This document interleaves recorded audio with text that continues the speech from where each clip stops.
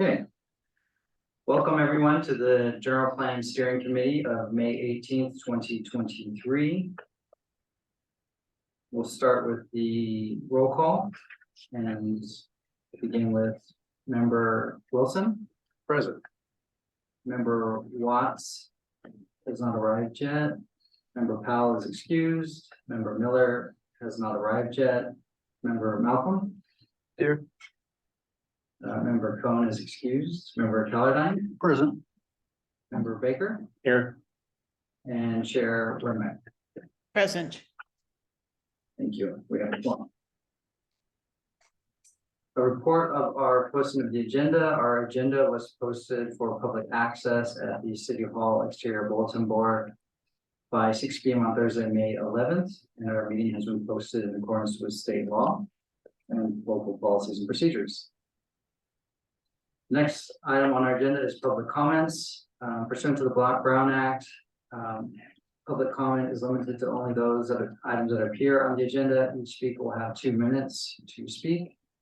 At this time, I'll open it up to public comments. We have both people participating remotely and a person in our audience. The person in the audience has indicated they do not wish to speak. Anyone who is on the remote meeting wishes to speak now, please raise your hand.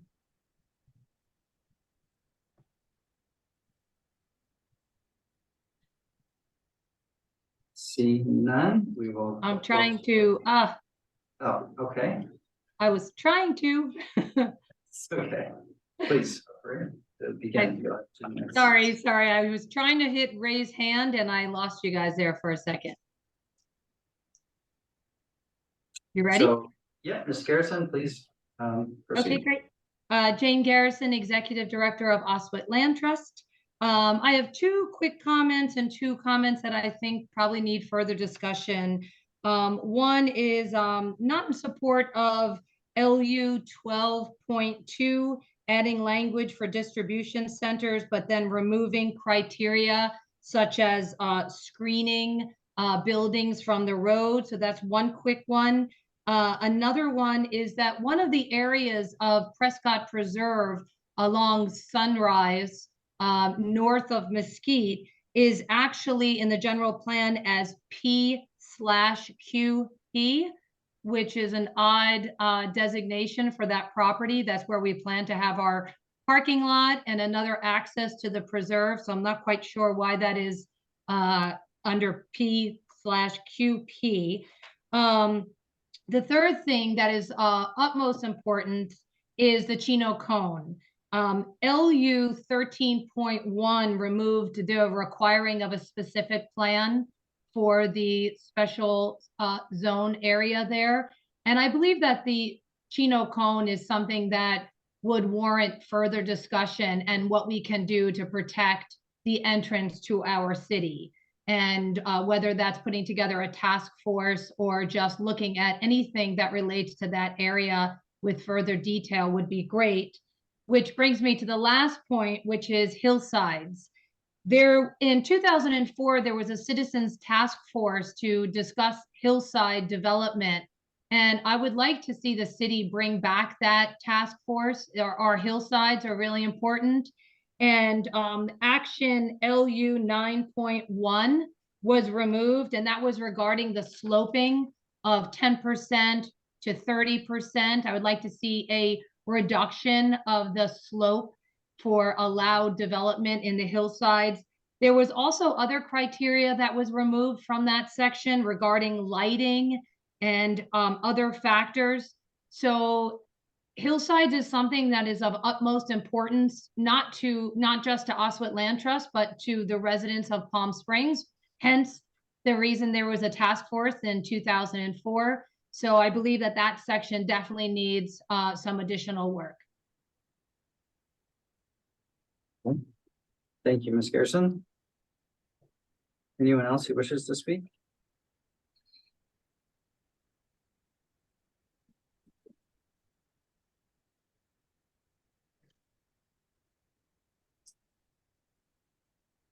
Seeing none, we'll close public comment. So before we begin our only business item tonight, or the review of our draft land use element, I do want to just make a quick introduction to our new planning director, who hasn't been part of the process just yet, because he just started last fall, and although we've been working feverishly on this document, we are now finally able to bring it forward to the committee.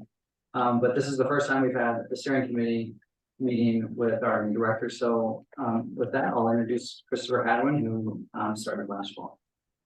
And hi, everyone. I'll keep it brief so that we can get to business, but I'm really pleased to be here and really excited to work with all of you. I know I've engaged with a number of you in different capacities throughout the community, but for those that I haven't met, it's a pleasure to meet you and really appreciate the work and effort that you've put into this over the years. It certainly shows in the draft materials, and thank you to David for his leadership on this, and to our consultants who will walk you through the changes tonight. But really excited to see this continue to move forward to get it across the finish line with your help. So thanks, and looking forward to a good meeting. I do just want to say I am double booked and have to slip out at some point, probably before the meeting ends, to head to another event, but really excited to participate in the conversation. Thank you. Great, thank you, Chris, and we're glad you're here. So glad to help us out with this process. Also, I think it would also be helpful just to introduce everybody, because it has been so long since we've had our last meeting. So I'll start, and then we'll have our consultants, and then we'll go around the table. So David Newell, Assistant Director for the Planning Department. We started this process in the end of 2019. So I'm glad we're finally getting further along this, and I'm glad that we have the support of our consultant team, PlaceWorks, with us tonight. So. Good evening. My name is Wendy Novak, and I'm a principal at PlaceWorks.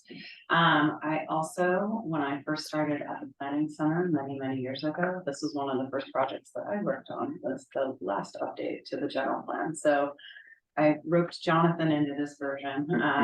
So I'll hand it over to him, the project manager. Good evening, everybody. Name is Jonathan Netler. I'm an associate principal with PlaceWorks, and as Wendy mentioned, project manager working on the general plan update, and excited to be back here with all of you, seeing everyone in person for the first time in 3 years, more than 3 years. So I'm joyful and thankful to have the occasion to be here with you. Kurt Watts, member of the General Plan Steering Committee, and apologize for being a little late. I was triple booked before this and it went long, so apologize for my late entrance today. Name's Dan Malcolm. I'm the Director of Planning for the Albo Caliente Banded Grey Indians, and a member of the committee. I'm Liam Calverdine, former planning commissioner, and long-term, been in the city now for 20 years plus, and looking forward to see if we get this done. It'll be my second time around, because I was a member of the General Plan Steering Committee the last time. Carl Baker, member of the Sustainability Commission. Grant Wilson, retired preservation, city and environmental planner, former sustainability commissioner with Carl, and kind of a pleasant surprise to get a notification of this meeting, because I thought we were done. So it's nice to see everybody again. Great, and Kathy is remote with us. Kathy Wermick, Chair of the Planning Commission. Good to be here with all of you. I'm excited that this is starting to move forward again. Great. So thank you everyone again for sticking along with us through this ride. And with that, we'll get started with the review of the draft plan. You saw that. Okay, thank you, David. Let me get the technology straight up here, bring up our presentation for this evening. Do this. First, I'm going to share my screen, so that those watching at home can follow along. Okay.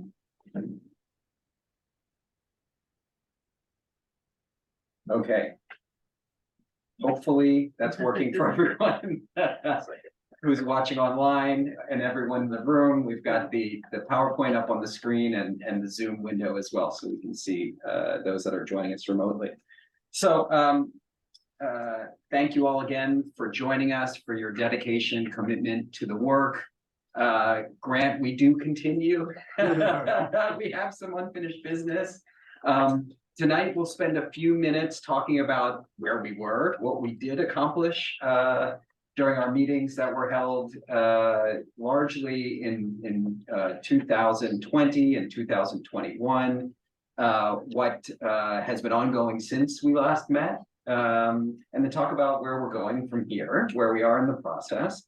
And then the bulk of the meeting is going to be spent looking at the draft land use element, and particularly the comments and questions that you all have about the materials that were circulated, made public a couple of or last week.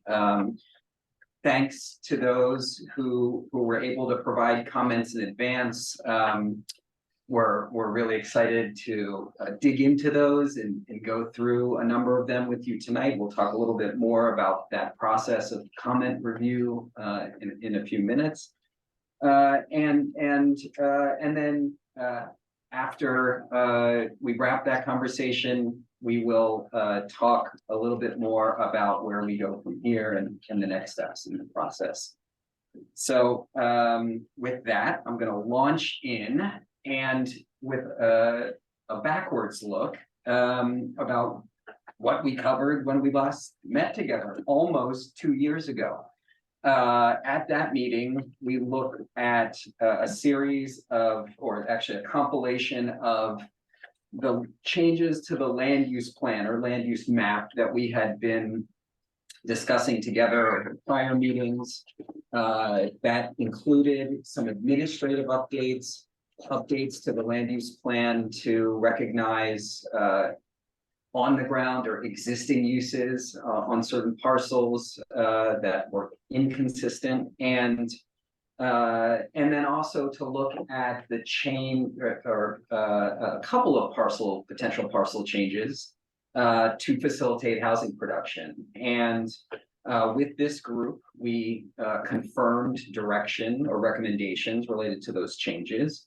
We also talked about the projections of a realistic build out of the general plan, or looking out to the horizon year of 2040, and what that land use plan could conceivably translate to in terms of development of housing units and future development of non-residential uses.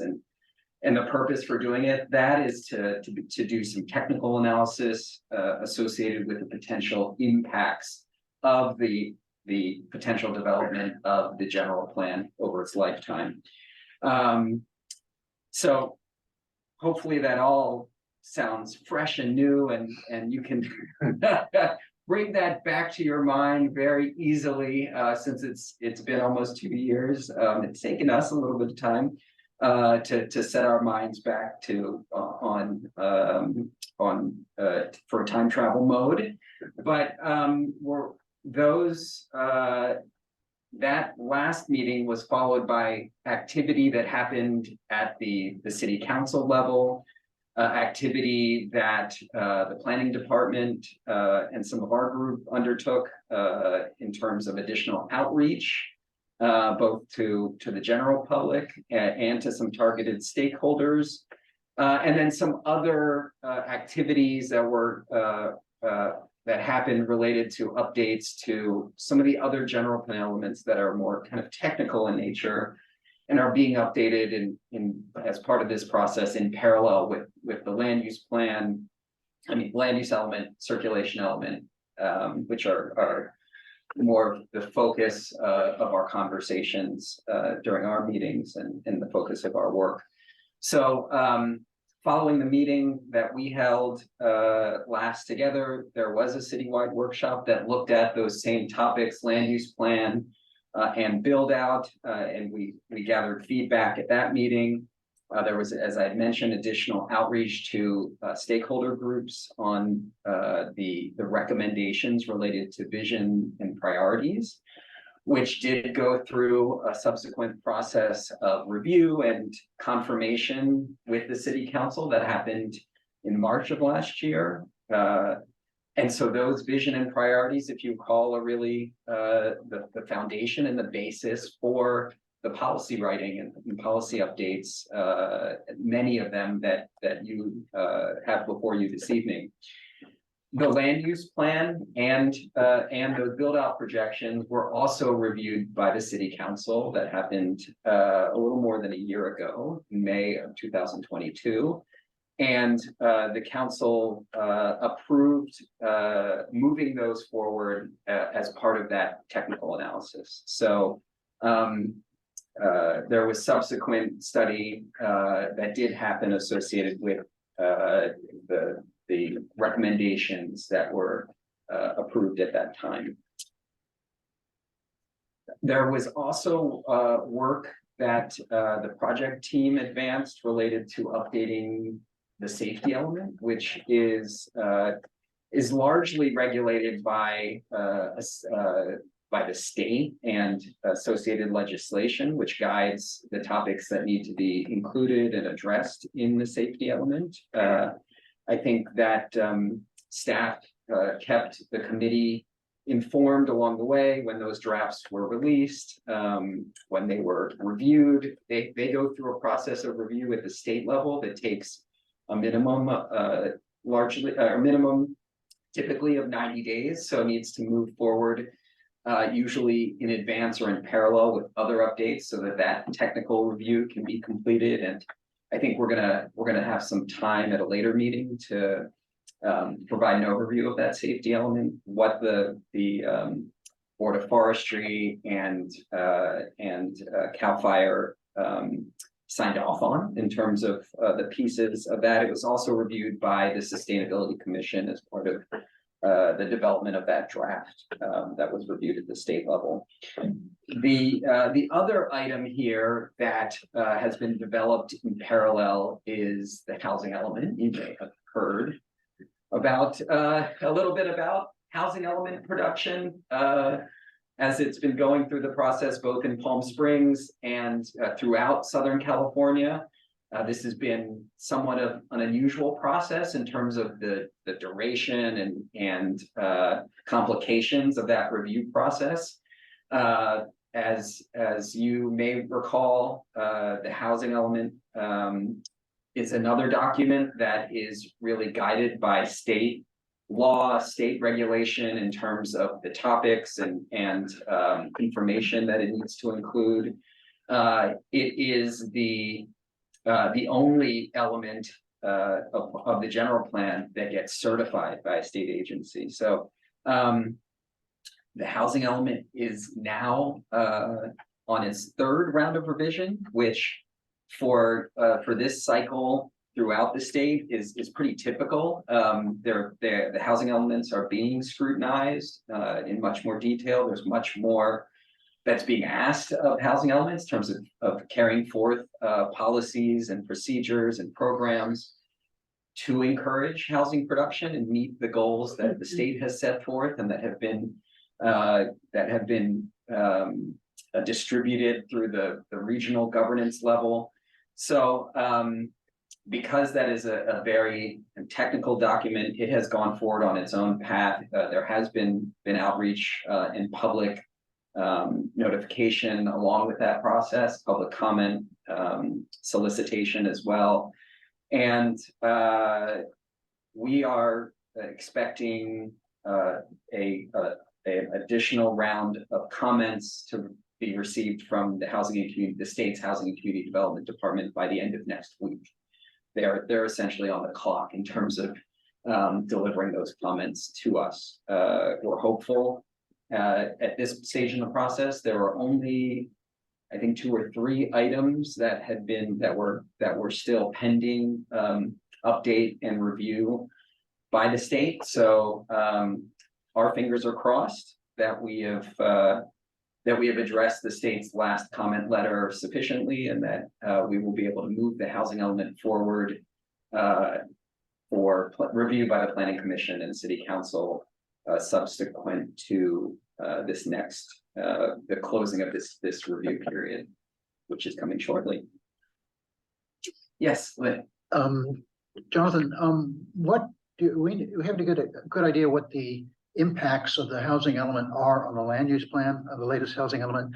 What any changes to land uses, designations and other policies that would affect us? Great question, because we did slow down. Part of the reason that for the slowdown in the development of the land use element was to make sure that if there were impacts as the housing element went through its review process, that those were informing the updates to the land use element and land use plan. We did, I think, with this group among at that last meeting together, we did look at potential change of land use designation to some select parcels to facilitate housing production because of the housing element site identification. There have not been any additional sites that have needed to be identified or changed designations by during the process of HCD's review. So there have not been any further changes to the land use plan that have been instigated or necessitated by HCD's review. That review is still pending. It's always possible that something may change, but the land use plan that was included in the land use element did not reflect any additional changes since it was reviewed or since it was approved by the city council last year. Okay, any other questions? We've gone through 2 years of work here pretty quickly, so yes.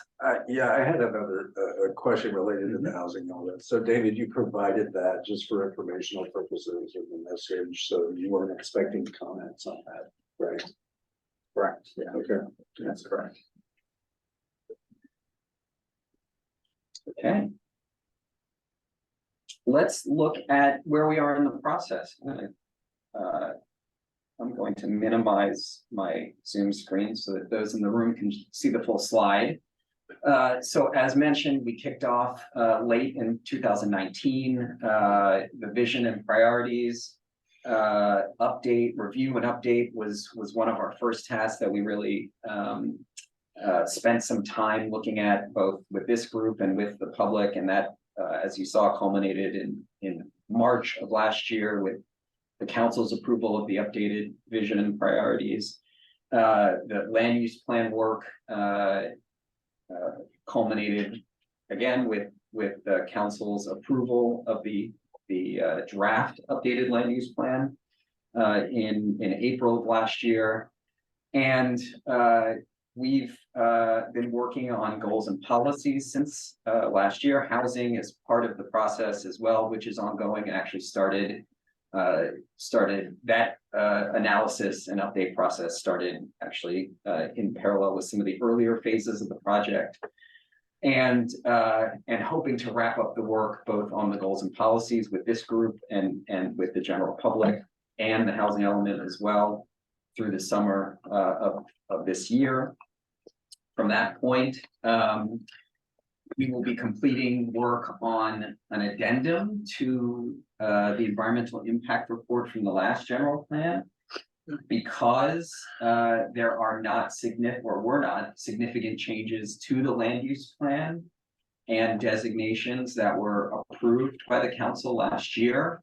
Our CEQA experts, our environmental team has recommended that an addendum to the EIR that was produced for the current general plan would be appropriate for this update.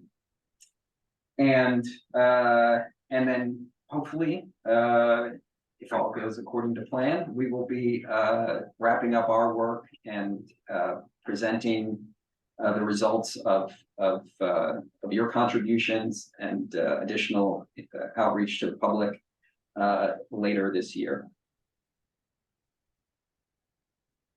Okay. So on to our task ahead of us this evening. We've asked all of you, and we'll be asking this evening for your thoughts on whether we're on the right track in terms of development of the goals, policies, and actions for the land use element.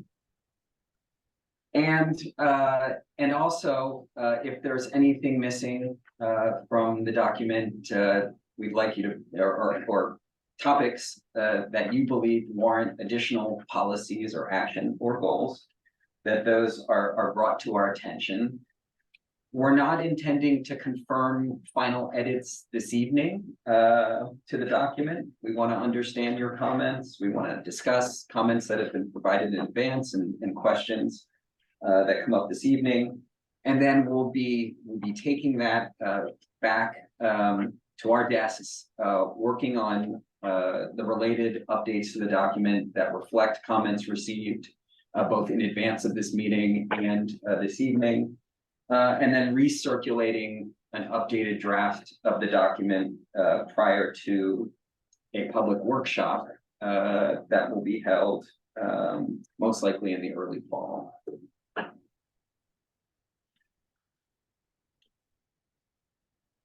Okay, so again, and you received a bit of an overview about this in advance. The focus of much of our conversation tonight is going to be on the goals, policies, and programs that are reflected in the land use element.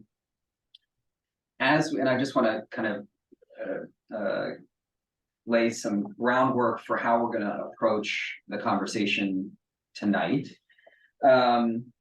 We will be discussing each goal, looking at those, confirming the language for each goal, and looking at the topics, providing an overview of the topics, I should say, that are addressed in both the policies and the related implementation programs. So want to hear your feedback on all three of those, both goals, policies, and actions. Keeping in mind the intention of each of those here, goals are typically written to reflect an ideal future state. Policies are going to be the statements that guide decision-making around those goals. And the implementation programs are the actions that indicate how the city is going to implement those goals and policies.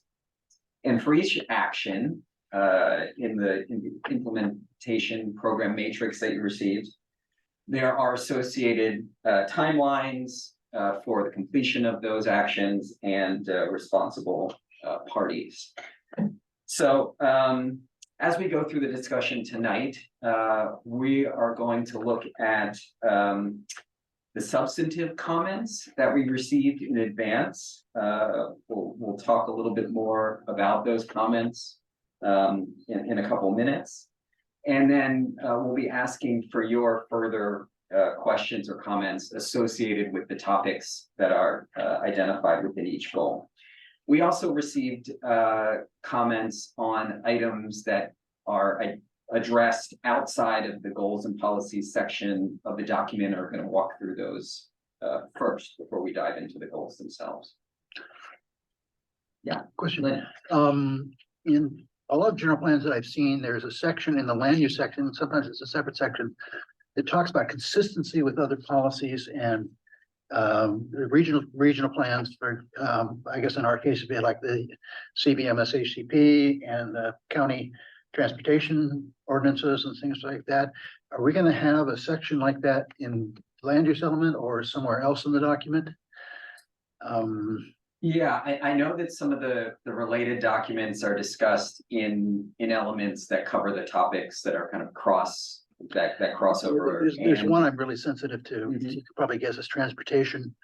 In that when we talked about this 2 or 3 years ago, we were going to still carry forward a discussion of levels of service, the old levels of service. Yeah.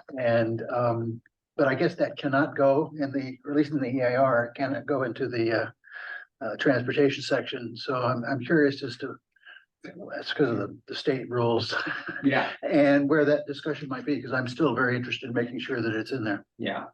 Our next meeting is going to be focused on circulation. that element and we'll be addressing level of service as part Okay. of that discussion. All right. Yeah. And that'll be going, will that go into the circulation element of the general plan, Yes, but just not into the EIR, or I guess? that's correct. Level of service is no longer a criteria for evaluating the environmental impact. I know. The MTAs. No.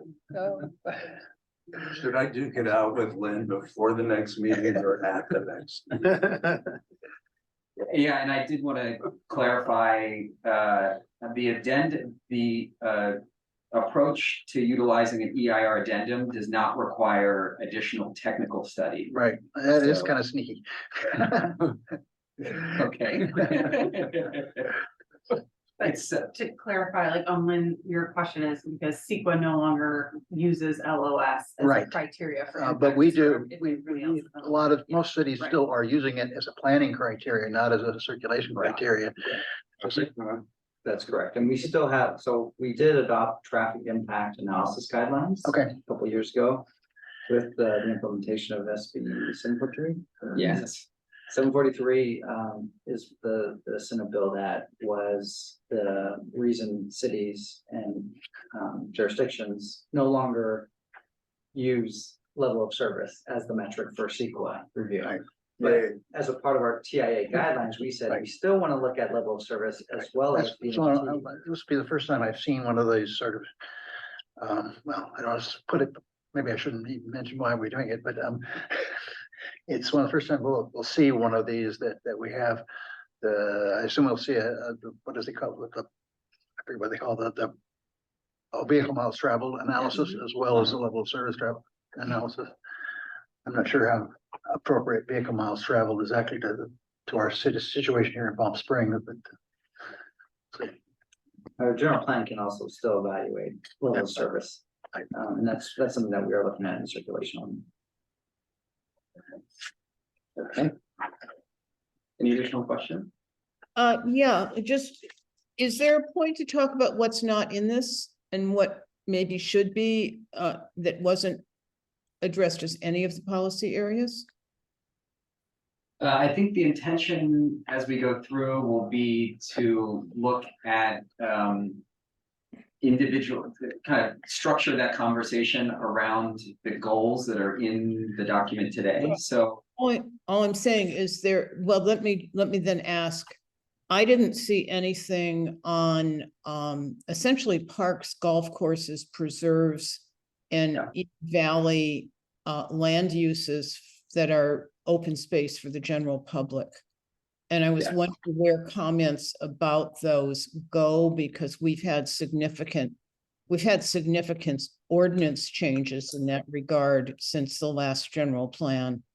And some actual developments in terms of new uses of golf courses. So I'm wondering where it would be appropriate to discuss that.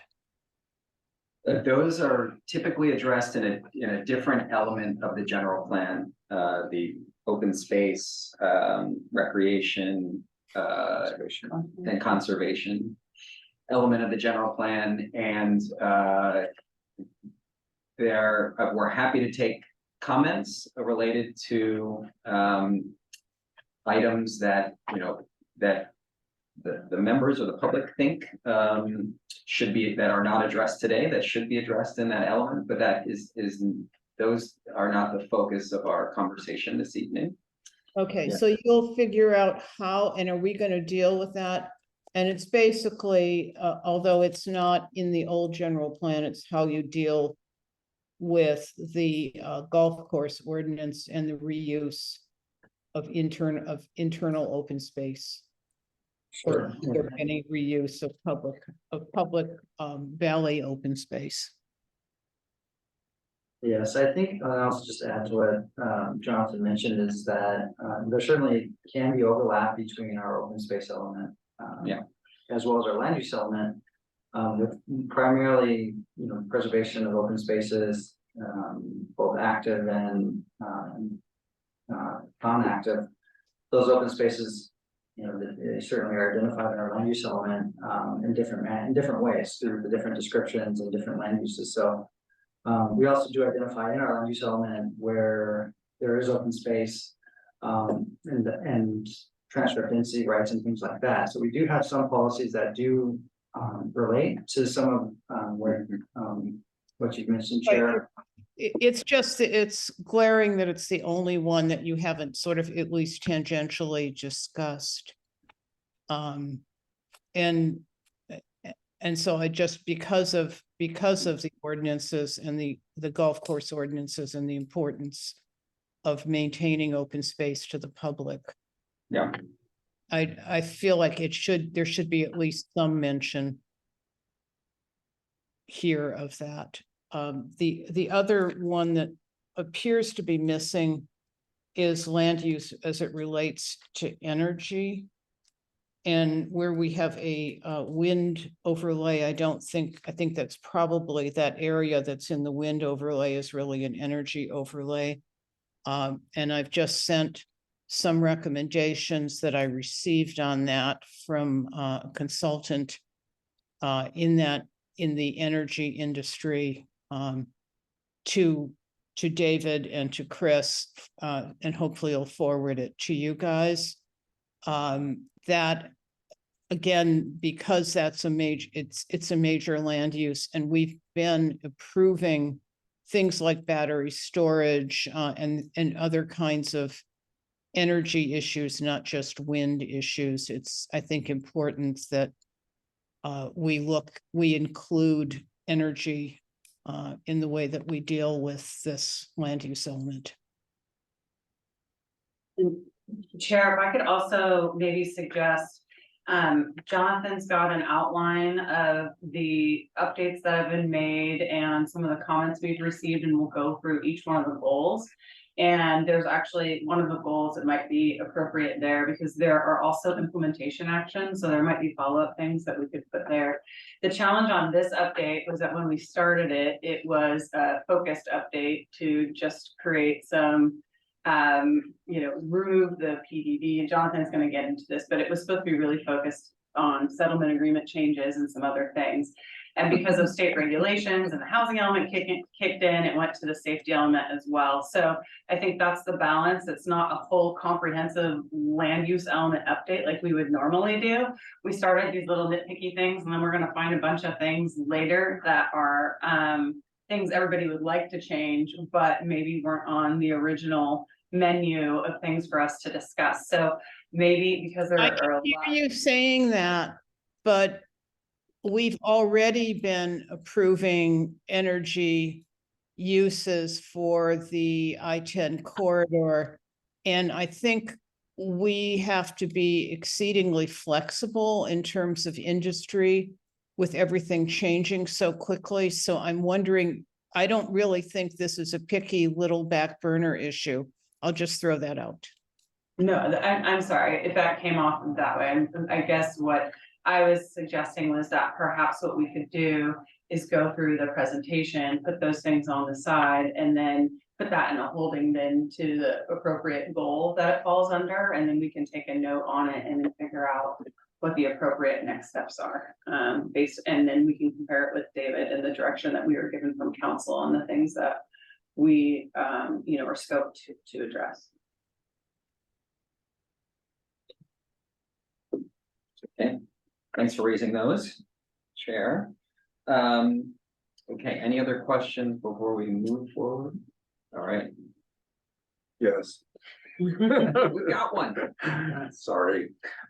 So that just sort of raised the bigger question that was one of my comments. And so I understood when we went into this, that it was a focused effort. Maybe you're going to be getting into this discussion a little bit more.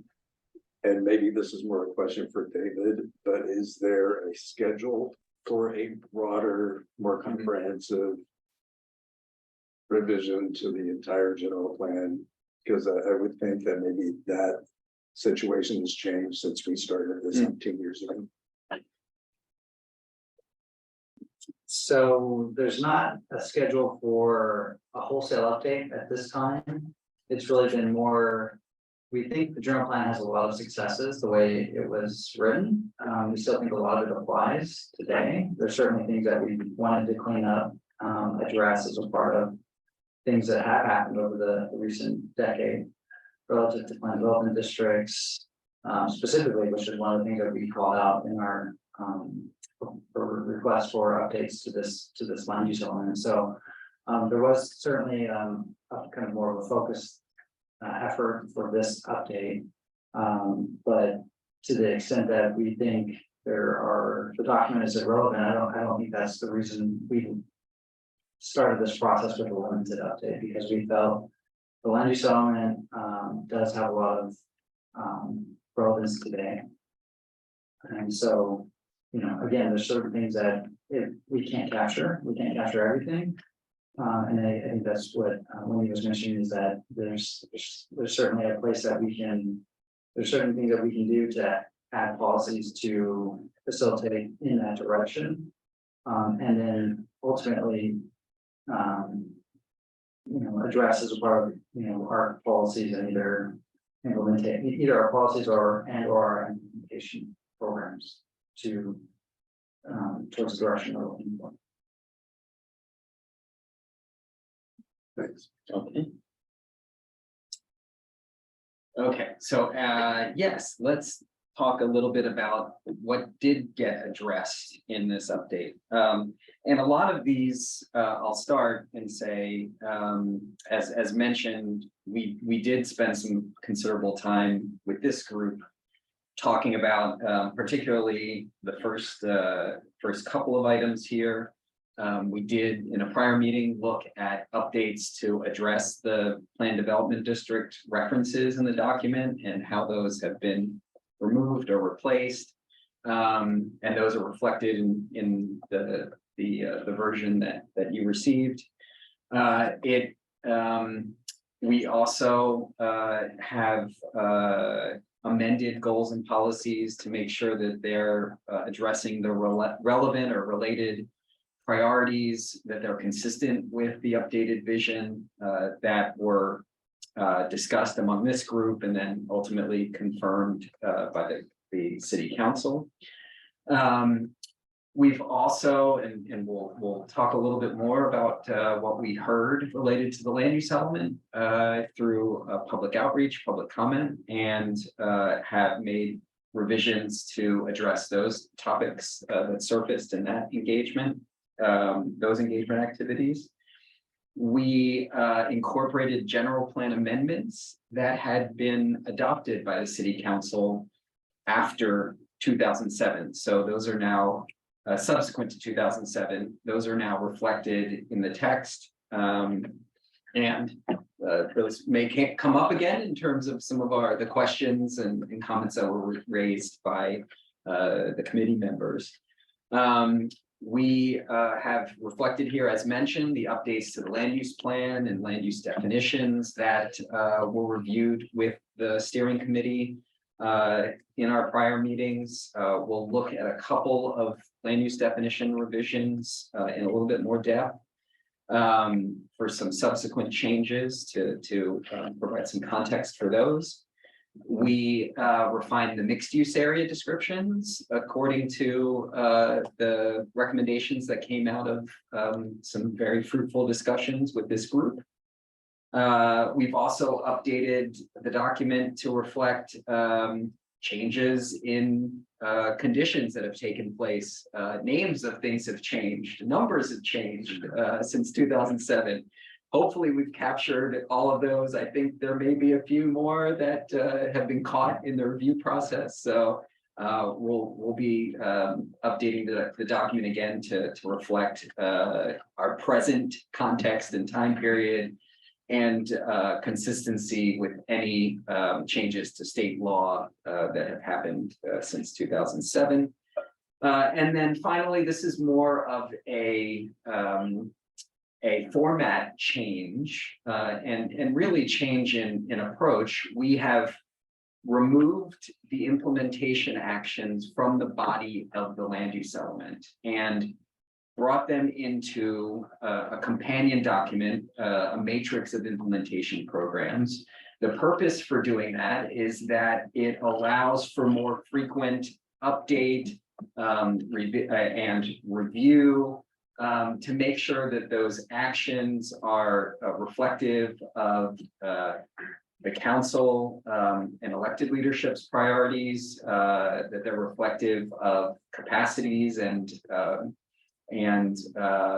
priorities of the city staff, and don't require a general plan update, which the city has a limited purview for doing that, and can be revised more frequently. So it should allow for better tracking and actual implementation of those programs. I will note that there may be some confusion and about places in the documents where you saw actions that were crossed out. I think an example that touches on something that was raised earlier was the requirement of the preparation of a specific plan for the Chino Cone area.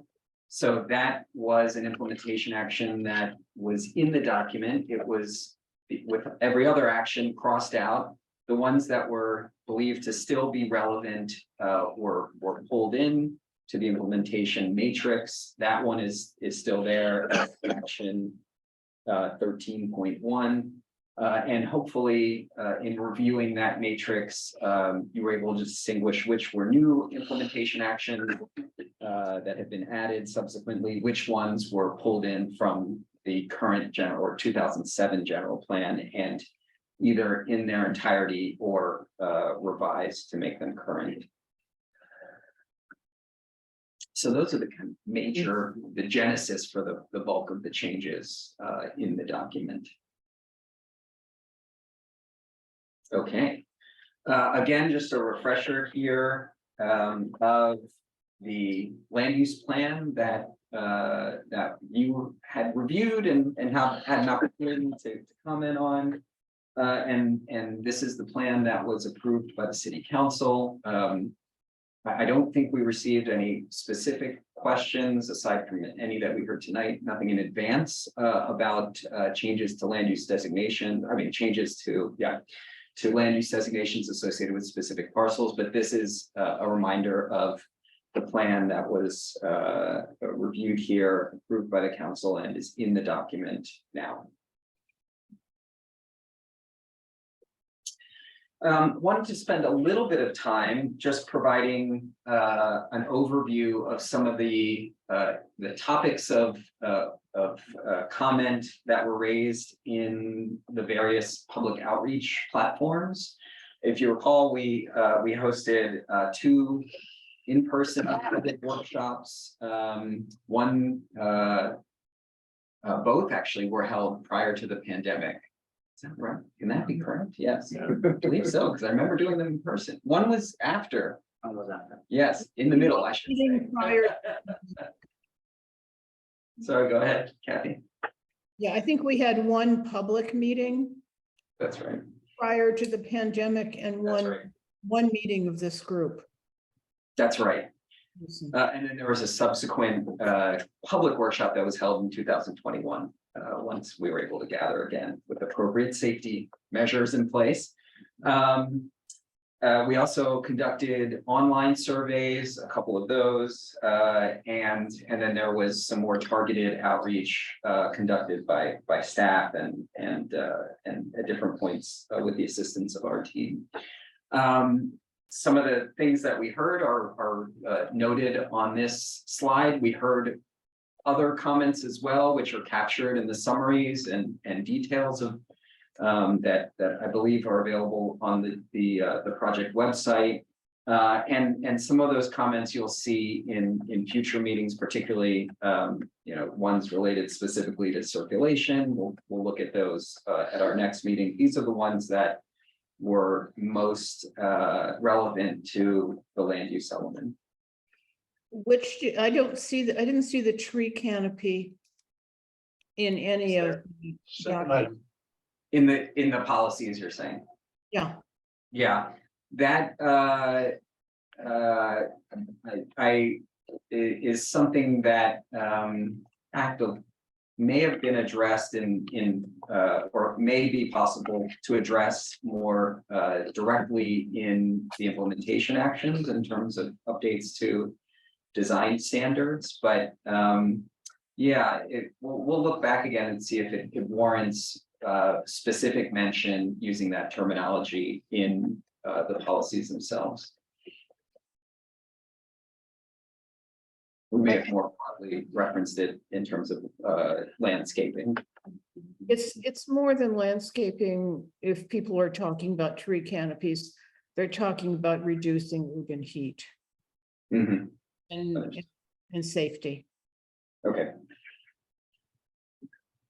I want to support what Jane had earlier brought up about requirements for a specific plan in the Chino cone.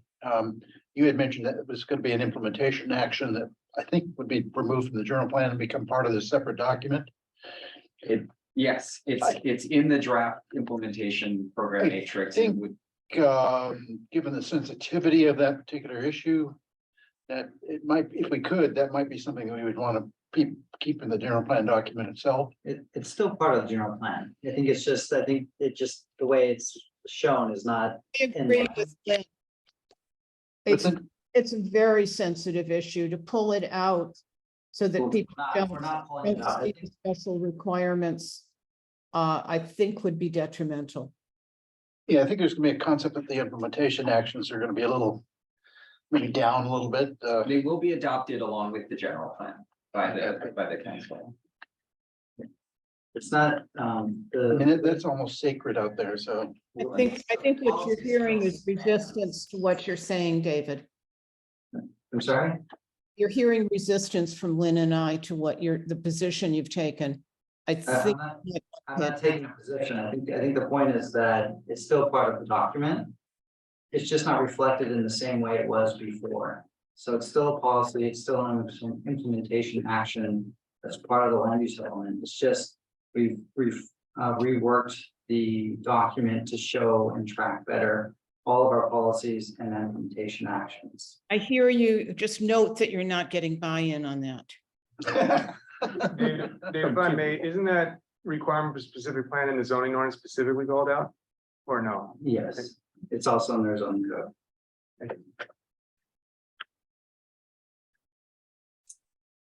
Okay. Should we keep going?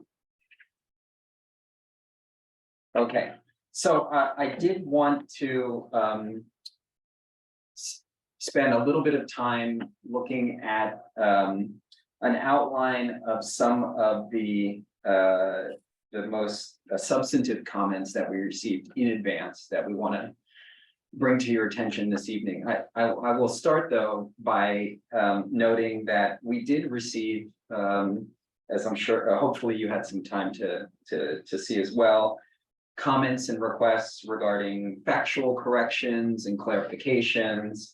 An example here is the language referencing the College of the Desert in reference to the College Park specific plan, descriptions of the Shadow Rock sub area that will be addressed in updates to the document. So I think the staff and project team acknowledge that those clarification, the need for clarification and correction, and I think in most cases, David has had an opportunity to follow up with those who submitted comments to confirm those that do not require any further discussion and will be addressed in an update to the plan document. So those items that were raised as more items for clarification and factual correction, we will not be discussing them this evening unless there's a specific question that other committee members have about them. What we did want to focus on is, again, more substantive changes that would require more significant changes to the document and have more significant implementation. I mean, have more significant orientation in terms of updates to land use designations, goals, policies, or actions. And then want to spend a little bit of time clarifying some comments related to some other items.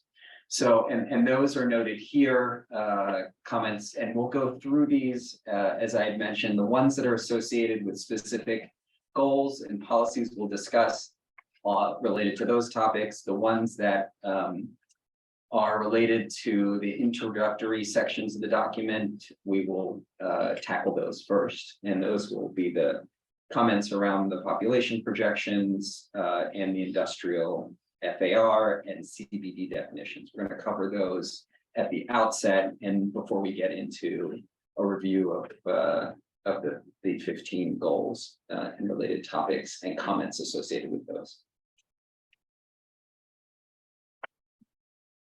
Okay, so let's then dive in and start with some comments we received on the population and employment growth section of the document. The comments that Lynn submitted are shown here on the screen. We also received comments, I think from Dan, that were related to the persons per household projections, and just wanted to spend a minute talking about those.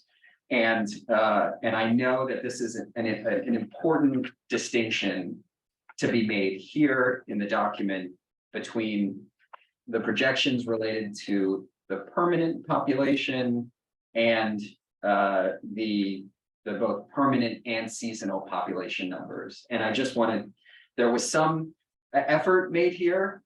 Clearly, it was not adequate to kind of distinguish between the two. I think, you know, with Lynn's recommendations, we would like to revisit this and add some additional clarification just to make sure that that is crystal clear for anybody reading the document. I think it's an important distinction to be made.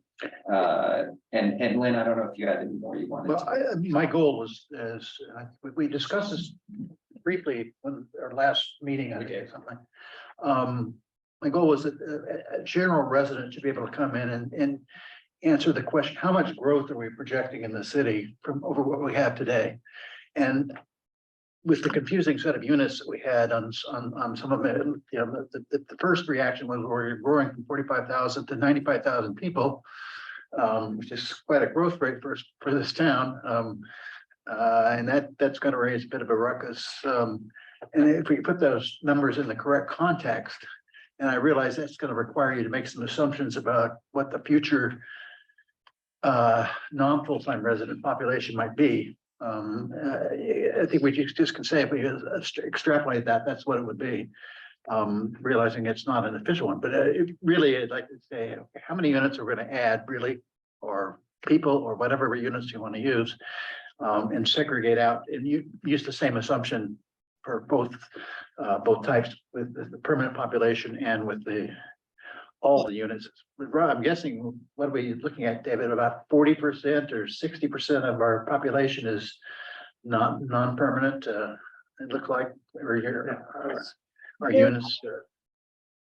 There were some studies done that went to the city regarding vacation rentals that showed the number of not full-time, not resident occupied houses and unit and apartment buildings, and it's a significant percentage, about 40%.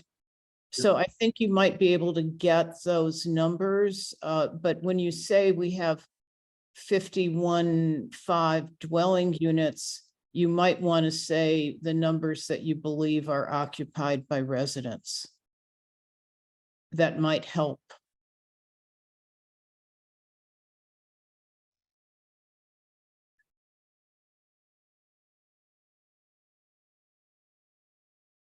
Okay. Comment on that. Good luck. I don't know how you calculate that ultimately, given the way, what is the ordinance 19? They did. Well, they did some, actually projected it. They pulled all the information to be able to show that. But I think what you have to say is that we have this many dwelling units, but 40%, roughly 40% of them are seasonally occupied. And you might be able to pull that from the council notes from that discussion. And I'm sure Flynn. Yeah, Flynn- there's seasonal occupation, and then there's also the short-term rental component that's one of the things that was throwing me when I was looking at some of these estimates, because I think the ordinance is written such that the short-term rentals still have an expectation of a permanent resident occupying that property. And I don't know how you count that if it's so challenging to regulate that in the first place. So, and Kathy, I understand where you're coming from, but What they ultimately, did it seems like was- these are all going to just be estimates. I think, but there's some, all I'm saying is this factual basis for the estimates coming out of a recent city council hearing.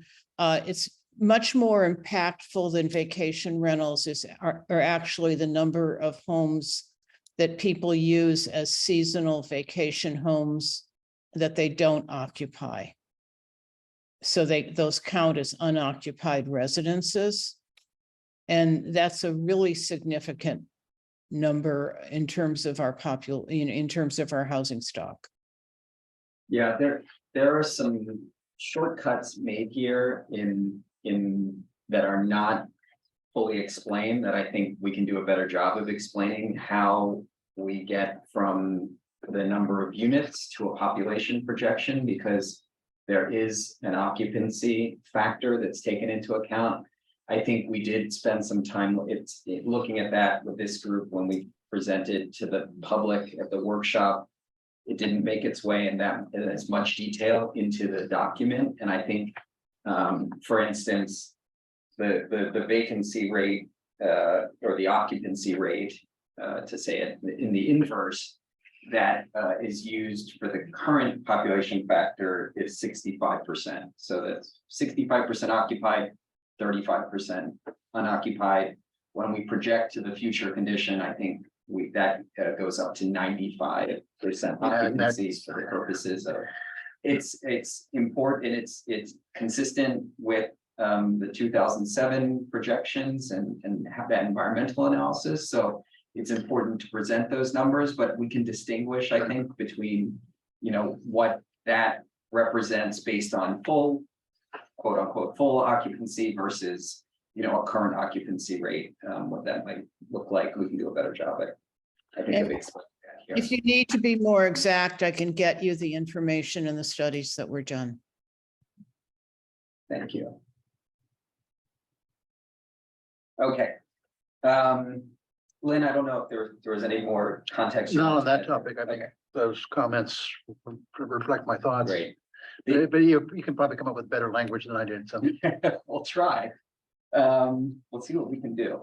The other comment that we received on this section that I think is worth spending a little bit of time on was one that Dan provided on the average household size numbers. And actually, I think it relates more directly to the build out table that's in the document, table 2-1, where the kind of details of the build out projections are itemized. And there's a footnote there related to that identifies the basis for those household size multipliers. In this case, it's 2.08 persons for a single family unit and a household size of 1.78 for multifamily units. And that's that is the factor that we use to project population related as it's related to housing units. Is that a standard factor or something that's generated just for Palm Springs? Yes, that is specific to Palm Springs.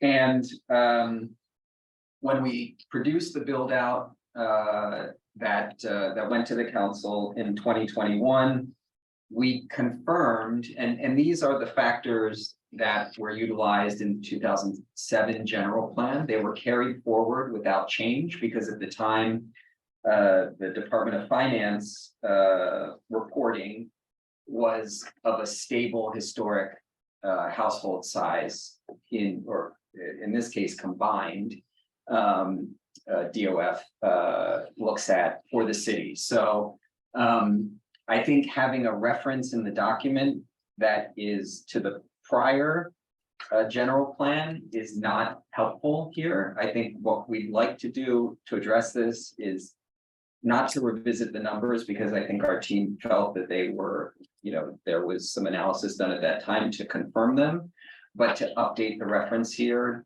to the 2021 Department of Finance household size reporting for the city. If that makes sense. That works for me, yeah, and more importantly, I don't want to have anything like that upset the housing element, so I mean, since that's HCD approved and stuff, so whatever number they're going for, as long as this works with that, I'm fine. Okay. Great. So those are some areas of clarification that we just wanted to, I think they're significant here. We wanted to just address those comments with the group, because I think you may have had questions, either reading the original text or reading comments on the text. Okay. Moving forward, I did want to spend some time here talking about a comment that Dan provided.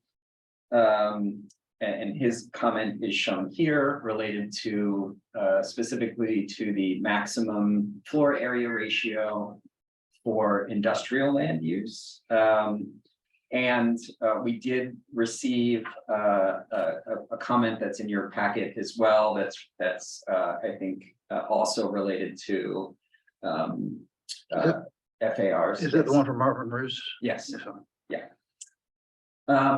And so I did want to provide, I think, before we dive into the substance, and I do want to, provide an opportunity for the committee to engage in some discussion around the substance of the comment and give Dan an opportunity to provide some context here. I did just want to provide a little bit of background on where we are in the process and what the potential implications of revising this figure are, just so for your knowledge as you kind of discuss this. So, as I mentioned before, we did go forward with our build out projections and with the land use plan and associated designations, based on discussion that happened within this group, based on the feedback we received by the public prior to or during the development of those. And then as you know, that plan, the designations, the build out were approved or advanced by the city council at that time. That was the basis for technical analysis that was conducted based on these maximum intensities and densities.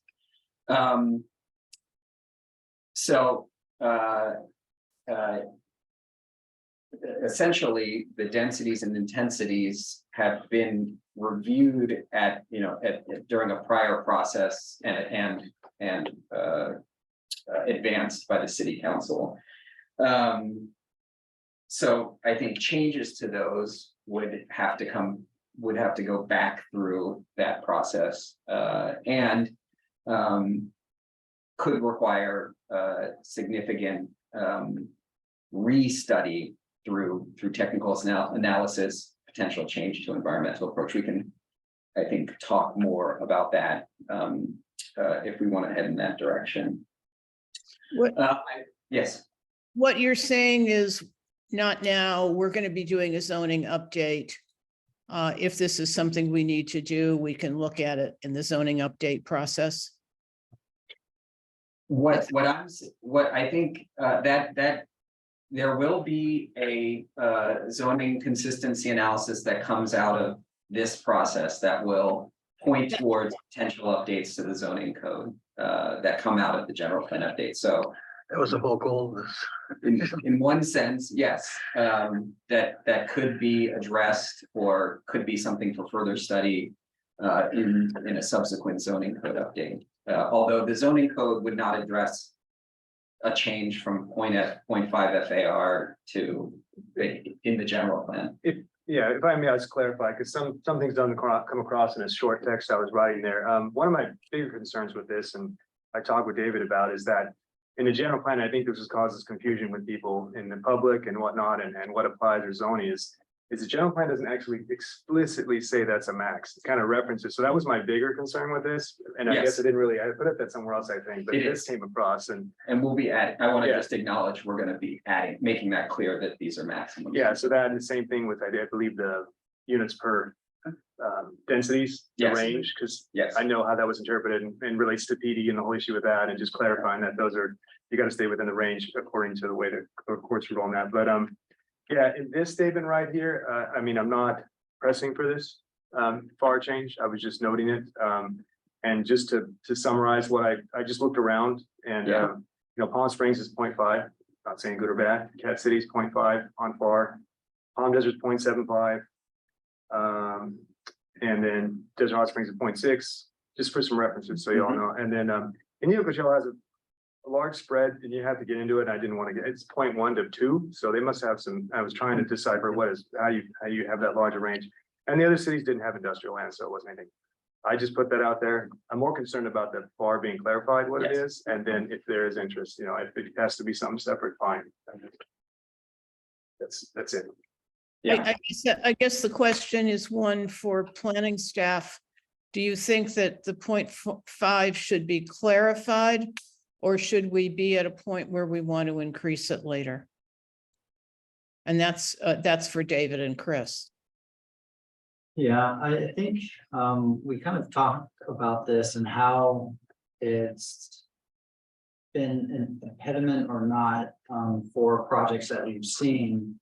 Recent developments in the industrial designations have generally complied with the 0.5. We've had one or two applications where they were exceeding it, and we identified that to the applicant, and so that has caused problems in one case. So generally, I think the city, this hasn't been a problem for the city.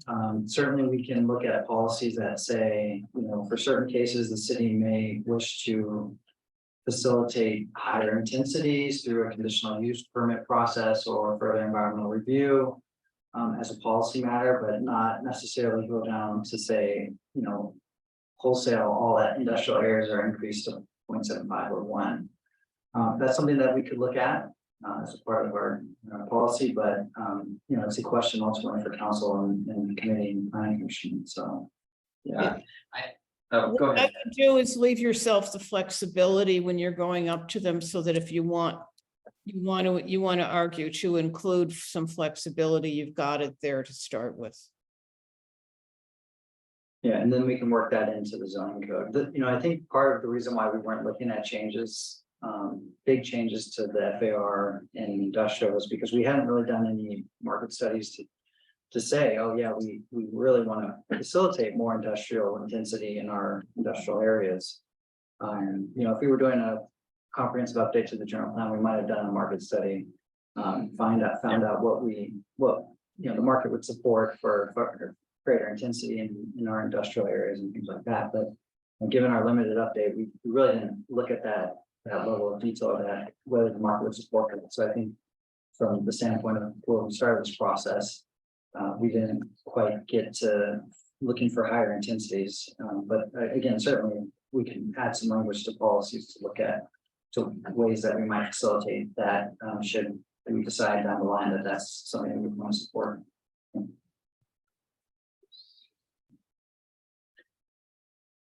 Yeah, and if the council chooses to take this up during their deliberations, I think they will, along with it, hopefully get some clarity as to what that process would look like, because I think it would likely require additional environmental analysis at a level that we're not planning to do today, because it would necessitate projecting increases associated with industrial land use, of which there's a significant land area in the city associated with industrial use, and would would, an increase in FAR, I think would necessitate, projecting a comparable increase in the build out projections. Calculations, that would likely, have to be studied for potential environmental impacts. That would probably increase the gap between what SCAG is projecting and what we're projecting for that type of use. If we increased our FARs, right, we already come up with a number that's quite a bit higher than SCAG's, right? If I read that correctly. Yeah, I'm not sure if we benchmarked that particular use with SCAG, but right now, I think we're projecting 11 million square feet of industrial uses in our build out projection, and that's associated with an assumption of a build out level, not maximizing across the board the 0.5. It's, I think, somewhere in the middle, 0.23 maybe. Yes. And if we increase the FAR maximum, we would have to, I think, also increase that multiplier assumption and would, if, let's say, if we doubled the FAR and doubled the multiplier, that would double the square footage that's an additional 11 million square feet. This would double the traffic industrial generation. use. There would be significant environmental impacts from 11 million additional square feet of development. Yeah. Well, and then it might be a further policy discussion about, looking at the role of industrial uses, when Palm Springs wants to position itself, because we had a whole discussion on the vision, but didn't really go into what does that look like now and what are the new industries that are coming out. And What are so, their space needs? yeah, so it might even be, we had talked about too, Jonathan and I were brainstorming this idea. Jonathan came up with like an action item that says maybe further study this. So, how do we get to the flexibility, or just acknowledge that this is an opportunity that could be further studied, but it just needs the appropriate attention to it. But I think, rightfully acknowledging that other cities do set higher FARs for non-residential use, so it may, be perfectly reasonable to study that further. But again, knowing that this was not an impediment or a perceived impediment really to development that had been on staff's radar, that they were hearing from property owners, from developers, I think, is the reason that, this didn't surface in our, prior work. Okay. Shall we keep going? All right.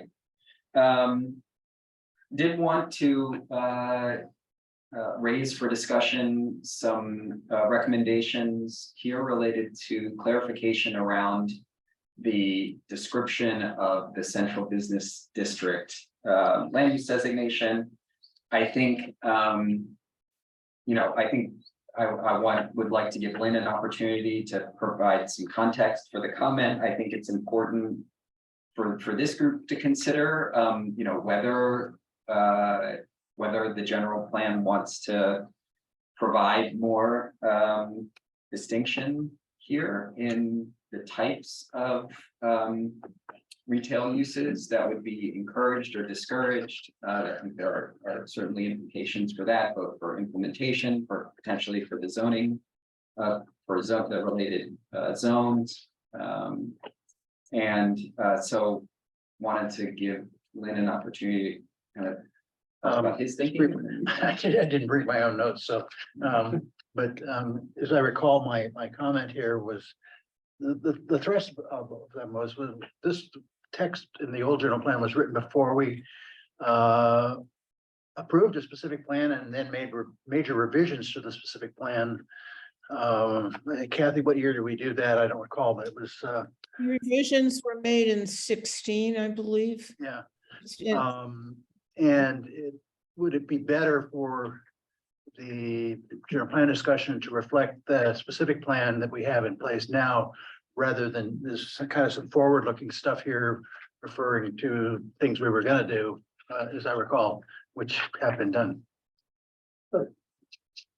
There's one thing that I want to mention on this too. I worked with Michael Braun a few years ago, the developer with the Roman and all that area. He was having a very difficult time getting smaller, unique businesses like Worpley Parker, Bonobos, to come into the city because of our transient population. To them, it wasn't a good investment because a good half of the year, our population dips. And so they couldn't justify the expense of having a brick and mortar store without having consistent foot traffic. Good point.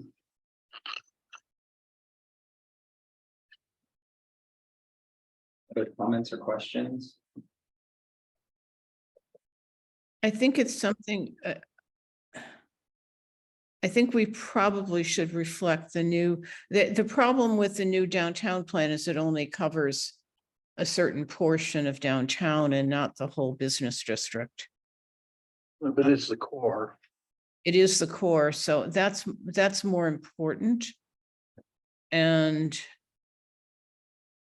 we certainly haven't stuck to small scale.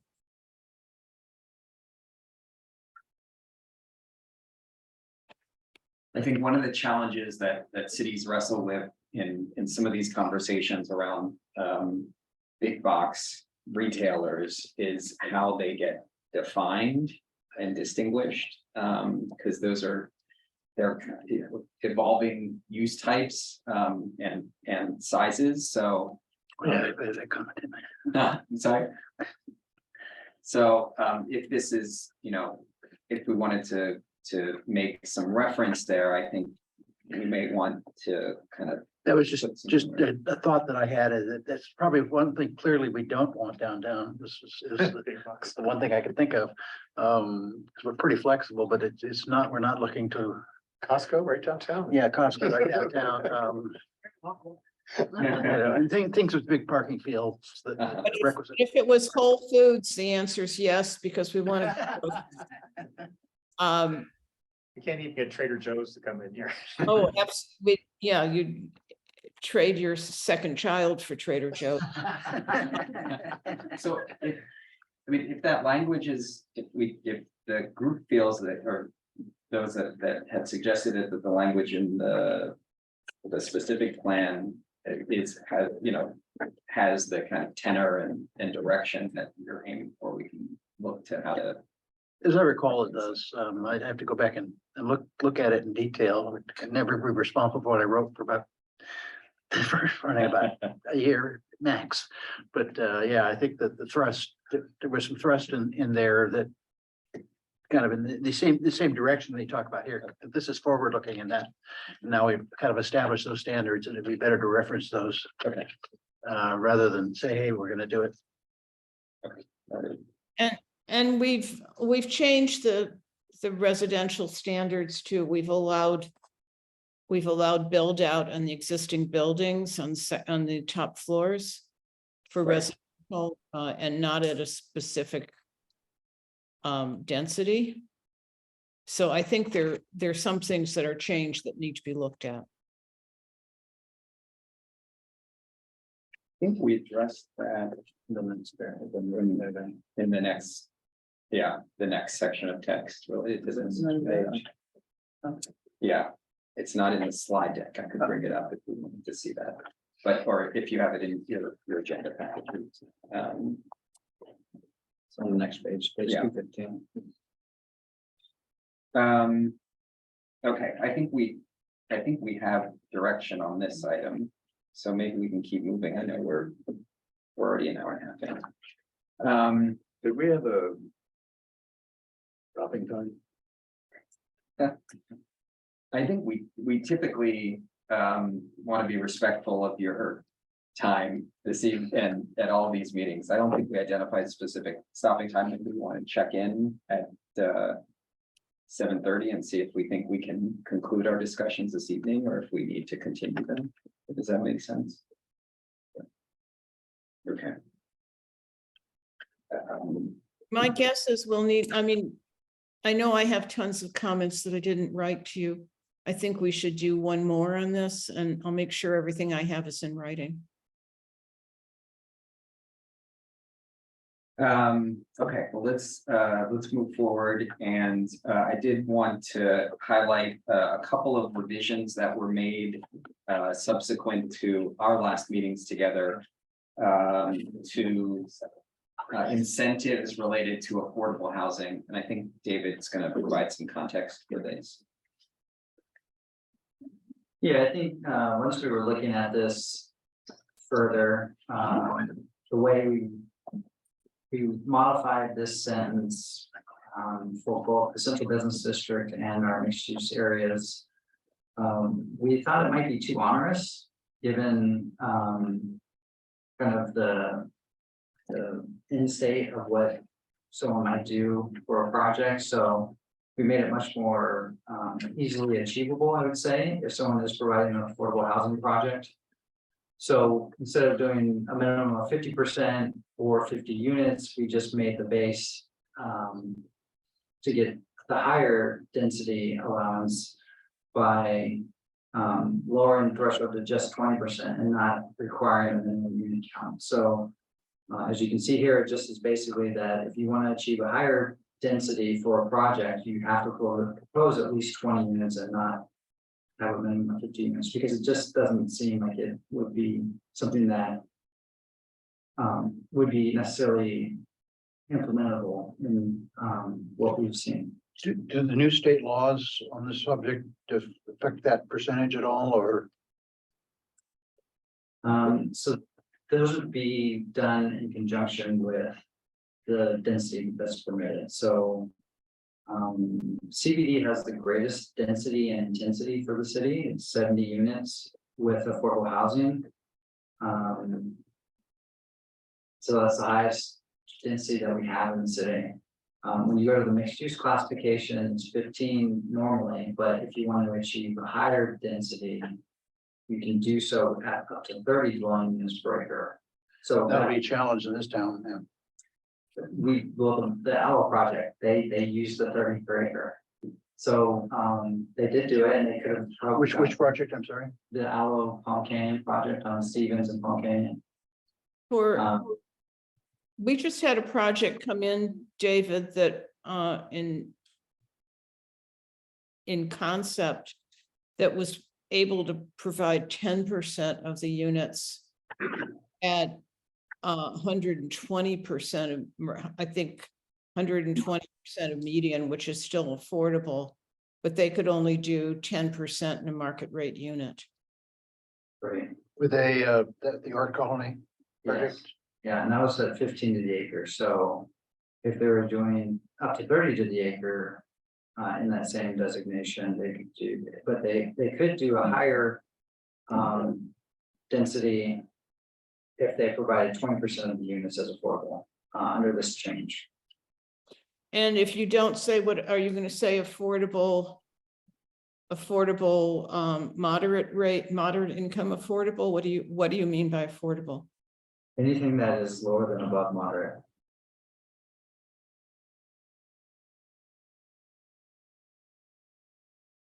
Because we're not seeing anyone build it anyway.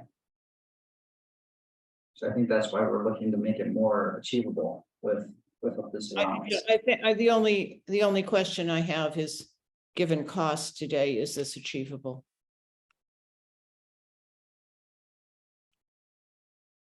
But Make sure we can test it. Yeah, what we might do is we might just do some research on that and see what we can find as to, is that something that might be achievable? I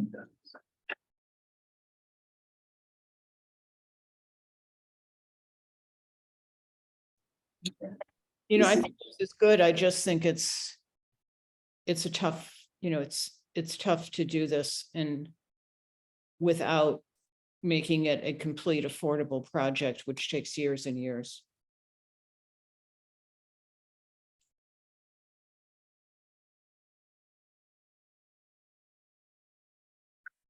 Yeah, so, and I think the intent, right, it's not a requirement, is that it's a encouragement and an option. So the hope is that it will spur. But I think rightfully there's a question of whether the market can bear that. Okay. So those were changes. They're in the document that you received. We just wanted to provide some context for that change because you had not seen that previously.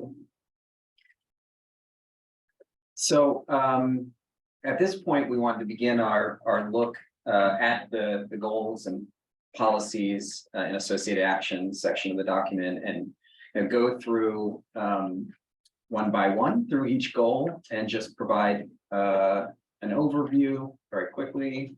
For the ones where we've received substantive comments, we're gonna pause and address those comments as they're associated with specific goals. But also as we review,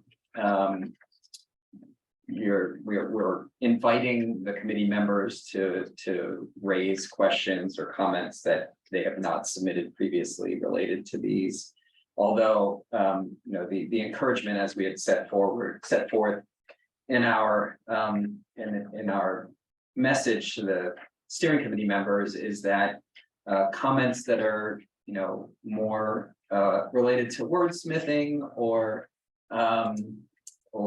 clarification are best transmitted in writing. The most valuable use of everyone's time here is to have some discussion of more consequential or substantive comments that could either alter or add to the policies and goals in the document. Just quickly, I want to just read the first goal here because I think it's important to read the goals in their entirety. And then mention just very quickly some context here and then open the floor to any questions or comments. Goal 1 is for a balanced pattern of land uses that complements the location and character of existing uses, offers opportunities for the intensification of key targeted sites, enhances environmental sustainability, and has positive economic results. So within that goal topic, they address some of the public comments that you saw earlier about a desire for intensification in key areas. Within this goal, there is a policy that addresses priority number 2 identified in the vision and priorities related to the city being a leader in sustainability. And then the rest of the balance of the topics here address kind of the range of land uses that are accommodated in the city today, and that are related to different land use types and how to balance those to achieve the overall vision and priorities set forward by the city. So there were not specific comments, substantive comments submitted in advance related to this goal, but the policies or actions associated with it, but I wanted to provide the members with an opportunity to raise any that they'd like to discuss with the broader group.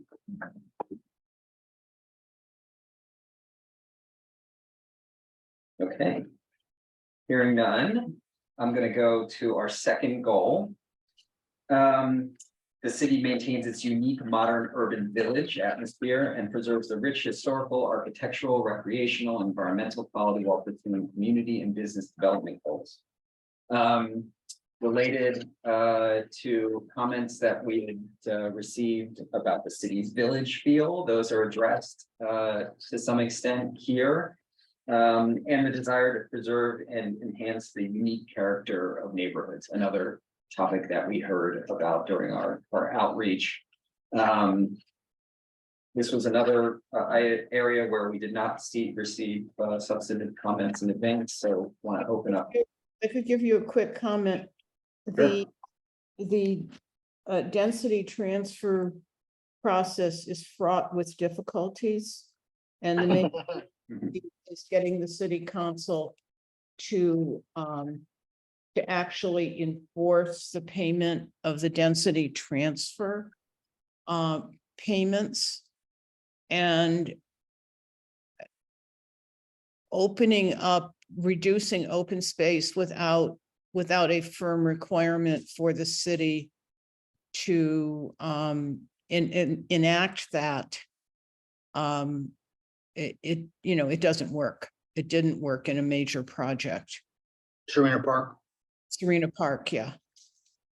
Where the city basically just, they got nothing out of it. They didn't enforce the fee, allowed it to be paid later, and then didn't get the project either.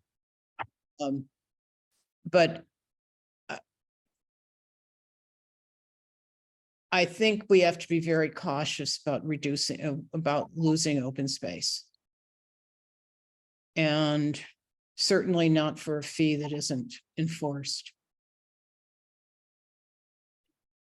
So there is an implementation action associated with the density transfer program that appears in a couple of different places, or associated with a couple of different policies. It's action 1.4. I think the intent was that would provide an opportunity to kind of dig into and either refine or better clarify or establish changes or to the density transfer program that would address deficiencies that have arisen in its implementation. So I think the question is whether that is appropriate to carry that forward, that it still makes sense to have a program, which is kind of what's indicated in the policies, but to take a closer look as an implementation action into how that is implemented and framed.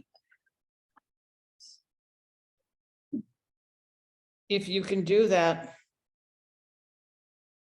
That was really tough. Yeah. And I mean, they entered into a development agreement and didn't get the funding, so. Yeah. Maybe in the action items, no signed agreements until the funding is made, something like that.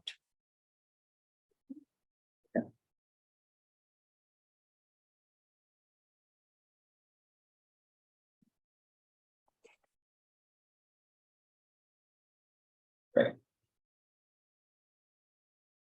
Any other comments, questions related to this goal or the policies and actions associated with it? Okay. Goal number 3 is a desert community with high quality industrial and business park development. I think this goal and associated policies relate to public comments about making sure the city has a diversified economy. It talks about job centers of high quality and the variety of manufacturing and industrial uses that may be encouraged in appropriate areas. It also talks about collaboration with partners such as the Chamber of Commerce. Any questions or comments related to this goal? We did not receive substantive comments in advance. The only comment I'd have is that LU 3.6 is a little weak. I think we also are working with, to get new industries, we'd have to be a little more aggressive than the Chamber of Commerce. Okay. But that's wordsmithing and possibly rethinking.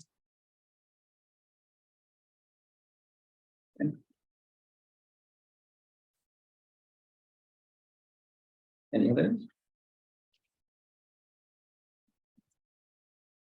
We're reading the policy about FAR. Oh, sorry. We could, or an action associated with the existing policies here. David was just asking if this might be the goal where we would address the topic that we had discussed earlier related to FAR. And I think that makes sense to add an action item or policy and action item addressing the evaluation of appropriate maximum that they are. Okay. The other thing might be an action item in terms of figuring out appropriate incentives to attract a business that we want, not just FAR. Mhm. Okay.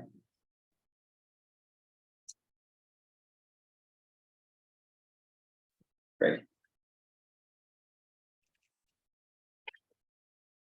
Okay.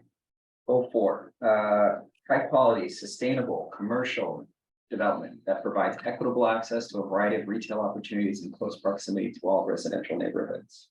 There are a number of priorities. I think that this goal and the associated policies and actions enact, including a new priority that was added by the city council or approved by the city council that addresses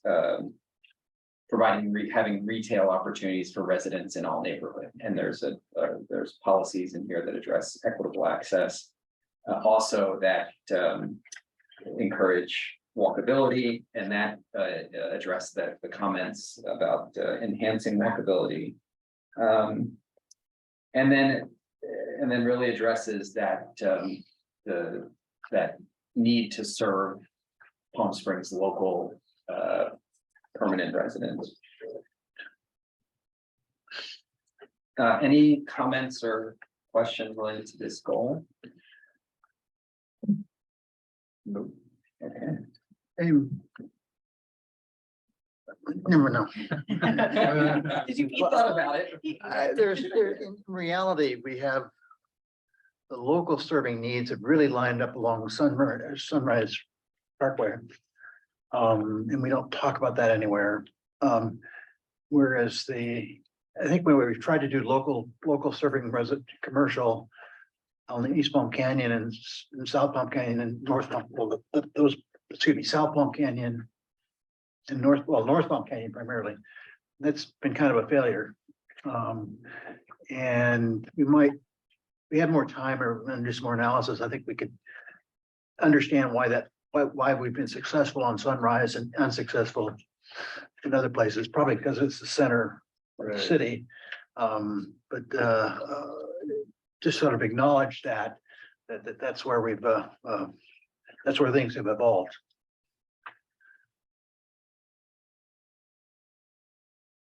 Okay, I don't know where we're gonna go with it, but it just.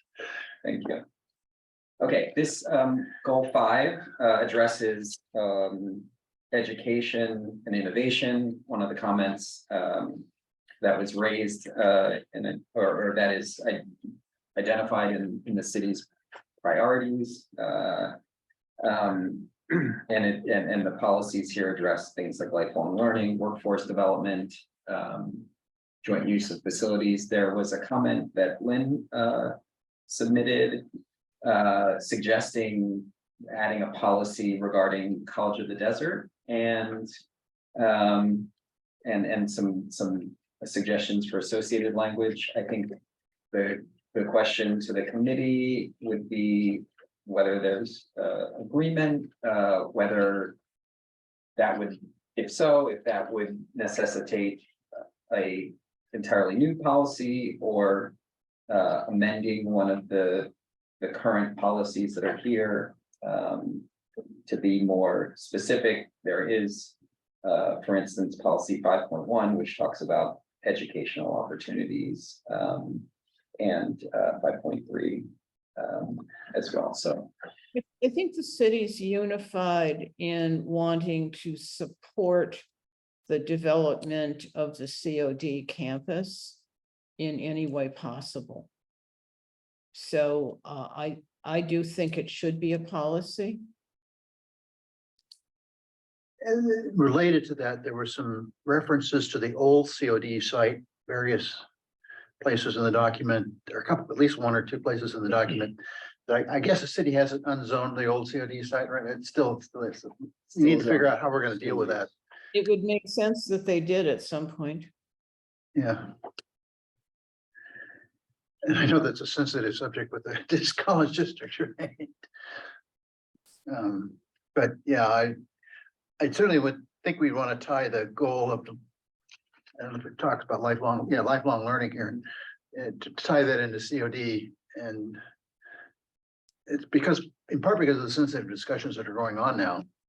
It's kind of closed loop. Yeah, we anticipate that COD decide to be a lifelong learning center for the residents of the city.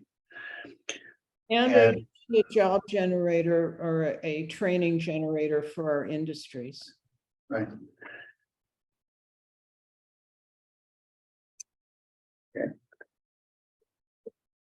We'll noodle on that. Are there any other, Just in Questions? general, with this one, somewhat how COD, is self-entitling their projects, you might want to word this to where it's like worded with Palm Springs Unified, like work with them or help them or Yes. encourage them or. yeah, Work that's a with good them, question. support them, promote, Yeah, Uh-huh. encourage, demand. There's some pretty drawings in this morning's paper, Uh, campus. Okay, any other, Graphics comment. PSUSD is not in that building anymore. no, this is an old What's that? image. yeah. Yeah. Where's this? It's across the street from our old office. This is what happens when We moved, they moved. pull images from your photo lights, right? Yeah, so, Try those old. Your old photo light. Yeah, no, Yes. that needs a fresh. Tribalizing out. Enough. Yeah. Yeah, it's actually, it's not in the document, it's just for your Okay. stimulation, but. Oh. It stimulated me. You're paying attention, yeah, you're still awake, okay, we're still going. Okay, well, before we move on, just want to, are there any other questions associated with that goal or comments? Okay, next one, did also have a comment. So, this is a goal that is associated with one of the priorities identified regarding providing a broad range of housing opportunities for all residents. It's been informed, I think, by what we heard, other things that we heard in public comment on access to housing that meets all of the residents' needs. It addresses facilitating more housing and a variety of housing types, the developer policies themselves, including affordable housing. And there was a comment here, I think, again, this came from Lynn, there was a question, well, I guess it's a comment, Trying to but remember what it was. the comment was that Whatever. the small hotels are one of the unique elements that define Palm Springs, not sure we should encourage conversion, which relates to LU 6.8. I will note here that this specific policy was actually added by the city council in November of last year. Okay, So this was- I'm not aware of that policy, so. This was a city council ad. If We, it's a city council action, I'll withdraw the comment. and it's to allow the return, if a hotel wants to return to its original apartment use, not to require current standards. So it's a city council action. I have a couple more comments on this. I think we should encourage the development of new market rate apartment buildings. We haven't had any built in 20 years. We should incentivize and encourage that. And we should also encourage the development of new ADUs. Those are really specific things, and one question would be, do we want to encourage the lot splits that we've just approved? What did you do with the lot splits? And We allowed them and we gave liberal standards. Pursuant to the state. Yeah, we're one of the few Yeah. in the state SBI. who've done have that. we had any applications for lot splits or anything? Probably one or two. I think there were people who had existing vacant lots who wanted to do it.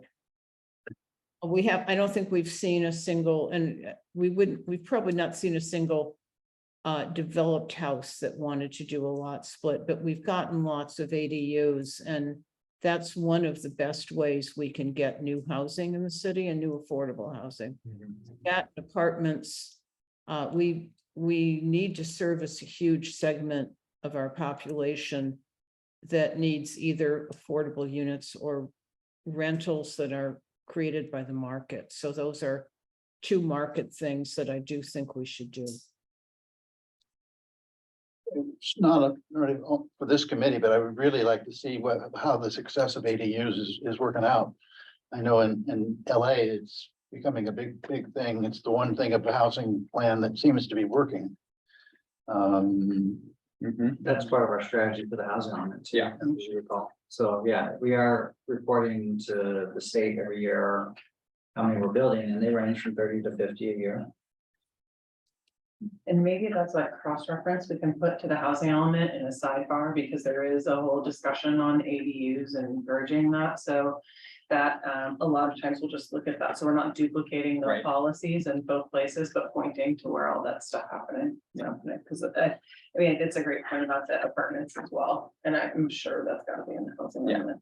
I really think it's important to figure out a way to do apartments and to do market rate apartments. Without, we won't house our working population. Yeah. Well, that certainly addresses the overriding goal of having housing types that meet all the needs of residents. And it's exciting to see all the commentary on ADUs in the LA area Yeah, and the LA Times a lot. well, and I think Palm Springs though has been a regional leader in. I've see been, since I got off the commission, I haven't seen what's actually happening, so maybe you could just find out what's happening. I think ADUs have been a success, and the lot split stuff hasn't gone very far. Yeah, I think that's consistent with other jurisdictions. So I don't know if there's any more comments on this particular goal. I did want to pause before we go to the next. And just note that it is 7:30. I will say we've covered the majority of the substantive comments that we've gotten in advance. We only have, I think, one more goal around mixed use, where there are some comments that were flagged that we want to bring to the group's attention, at least of what was provided in advance. We're moving at a decent clip, but I do again want to be respectful. So I want to kind of take the temperature of the group and see if everyone's game to keep going, or Part of our COVID plan. or if there's a feeling that we'd be better served by continuing to a future meeting. How much more time do you think we'll need? That's a good question. Hard to predict. Maybe 30 minutes. How many questions will you have? I'd like to maybe end the meeting at this point if we could. I think we could probably get it done in 30 minutes, given that now that we've moved into the goal discussion, we seem to be moving. Did you make it faster. another half hour? Oh, yeah. If I fall asleep, you wake me up. I would push for the 30 minutes to see if we can't get through it. Yeah. Okay, all right, well then. It seems to be the consensus of the group, so Dan? Sure. all right. Let's go for it. This was another goal where we did not receive substantive comments in advance. It is implementing or related to the number one priority identified in supporting Palm Springs as the premier desert resort community. This is obviously focused on the more visitor serving uses. Are there any questions, comments with this goal? I had one, and it's on the very last, the higher education campus. I believe that there will be public support to put housing on that campus to encourage the college to create student housing or other kinds of housing on the open spaces on that campus. So I wouldn't list, I would make some adjustments to the preferred mix. Is that's for the, if I might ask you to just hold that for a moment. until we Okay, I get to thought the that was the same mixed one. use section. So, I'm happy to go there, but I did want to just give the group an opportunity if there are any comments on this goal before we move on. Okay. All right, let's then go to, Well, yep, okay, sorry, I'm a little confused. So the comment that Kathy started to make is not specific to this goal It's the 7. next one. you're correct. It's Okay. associated with the next section of the document, which is on the mixed use areas. Sorry Uh, about Oh, that's okay. I guess I'm just a little lost in where we are in this. We're in goal, that's this is goal 7, she's talking about goal 8. So Jonathan was have a trying to get page? clear. She's on page 257 of the markup. Okay. Do you want the clean version page? Yeah, but I think if you're working off of what was in our I table. was we're like- working off of 242, the clean version page. 242 of the clean version. Okay, and then the markup version, it was what? It is 256. So the description of the last mixed use area that is described. Okay, yeah, yeah, thanks for humoring me here. I did have a comment that is on 267 about the airport, and I think that part of that goes back to goal 7. But I think the focus of my comment is actually in that section that would be on page 267. Okay, so So, maybe let's hold that maybe until we. And to I, that goal. yeah, and I can mention it here at this Okay. meeting, but I might want to follow up with a written comment so I can craft something for you if Right. you're willing to entertain. Sure. Thanks. Okay, so let's then move on to goal 8. As mentioned, this goal is associated with mixed use areas. There's kind of a lengthy, or maybe not too lengthy, hopefully, descriptions of the intention of the character and mix of uses within each of these areas that this group did spend a considerable amount of time crafting. I think there are some comments here that we're going to be addressing, but I do want to continue with Kathy's suggestion related to the higher education campus. So Kathy, just going back to Basically, there is space available on that campus. It would be, I think people are going, I've talked to people who are going to encourage the college to put housing in some of that unused space and to partner. It's a good location for housing. I just didn't want to close it out by having housing in that preferred mix. Kathy, are is COD required to have an ultimate build out plan or master plan? Because what I've seen from them looks like a phase 1 plan. It's, I don't, they've just gone back to the original plan. Right. Minus the hotel, and it's coming to planning commission for review of just for a study session on the 7th. So I'm not as familiar with what they're required to have. But I know that they're going to be presenting that to the COD board on the 16th. Yeah, I was just curious, do they have, I mean, most colleges, or at least UC, when I've looked at it, they have to have a master plan for each campus. And what I've seen from College of the Desert is kind of phase 1 plans without a feeling of what that relates to. Now, I don't know how much authority we have over them to, We have no authority over them. well, that's what I guess, but. But anyway, that's Just a question I had. And it's just, you know, this could go in there. I just didn't want to preclude housing in this location. Okay, okay. And it's something that the college would have to be willing to take up. It'd have to be worth their while. They'd have to partner with somebody. It might never happen, but it would be good for us if it did. Particularly the architecture program, that might, the specific program like that might generate some housing requirements. People would want to come from a greater distance. Right, and if the hospitality program is good, they may get people who want to live in and take the courses too.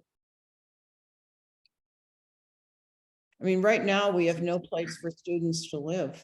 Yeah, so the idea is this is housing that's related to the CBD. higher education. Yeah, it's not our purview, and I don't know if that goes here, but even just something that say, you know, that says that we would be delighted if the college included housing. I don't. Yeah, I think we can make that reference here, and it would, I think, fall under the associated use category, which is can be broadly interpreted, I think, but we can add some clarification around a residential use being a part of that potential mix. That would be related to the. Yeah, and as loose as you need to do it, but just don't, I wouldn't foreclose. Great. Okay, the other comments here, I just wanted to, a couple of distinctions and then address a recommendation. There was a comment about, or some confusion about terminology used, and I just want to acknowledge we'll make a cleanup there so that we're consistent in how we refer to districts or areas. They're kind of used interchangeably. There was a question about the enforcement of mixed use percentages, and I think it's important to I know that I recall there was some discussion about this, you know, at our earlier meetings, and I think it's important to kind of re-emphasize the intention here is that, you know, that there is not a mechanism to enforce. It's very difficult to enforce that on a parcel by parcel basis. The ratio of uses is really a target that is used to help guide development. Yeah. And, you know, I think there's flexibility here, but there is also some language that that is more concrete in saying that if the intended uses do not coincide or align with the intended, you know, character or the ratios we described as the intent of the mixed use districts, that a general plan amendment may be to a single use designation may be required. So there is that kind of tool that's in the city's pocket that's kind of indicated here that if someone is proposing something that is wildly inconsistent with the general intent of the descriptions, the ratios that the city may require a more rigorous process for evaluating that. And I had a thought, and I don't know what we could do with it, but it'd be nice if we could encourage somehow that multiple property owners get together and when you have a misuse designation that covers multiple property owners, that they somehow reach some agreement amongst themselves as to how that would be allocated. Because I know in the places where we've tried this currently on multiple property owners, it hasn't worked out, right? That's the challenge. So it would be good if we could somehow encourage it, because right now everybody's just going for the best use and we don't get any of the, particularly the retail as we've thought about. Okay, there was a question related specifically to Uptown where the new uses would go. I think in that particular district, there are some vacant sites. Is that right? Not very many. Not many. Some. There's some. You know, a lot of these though are you know, it's going to be addressed through redevelopment of underutilized sites, or, you know, no longer economically viable sites within those areas, and it's a guidance for when those uses turn over, what the city would like to see go there.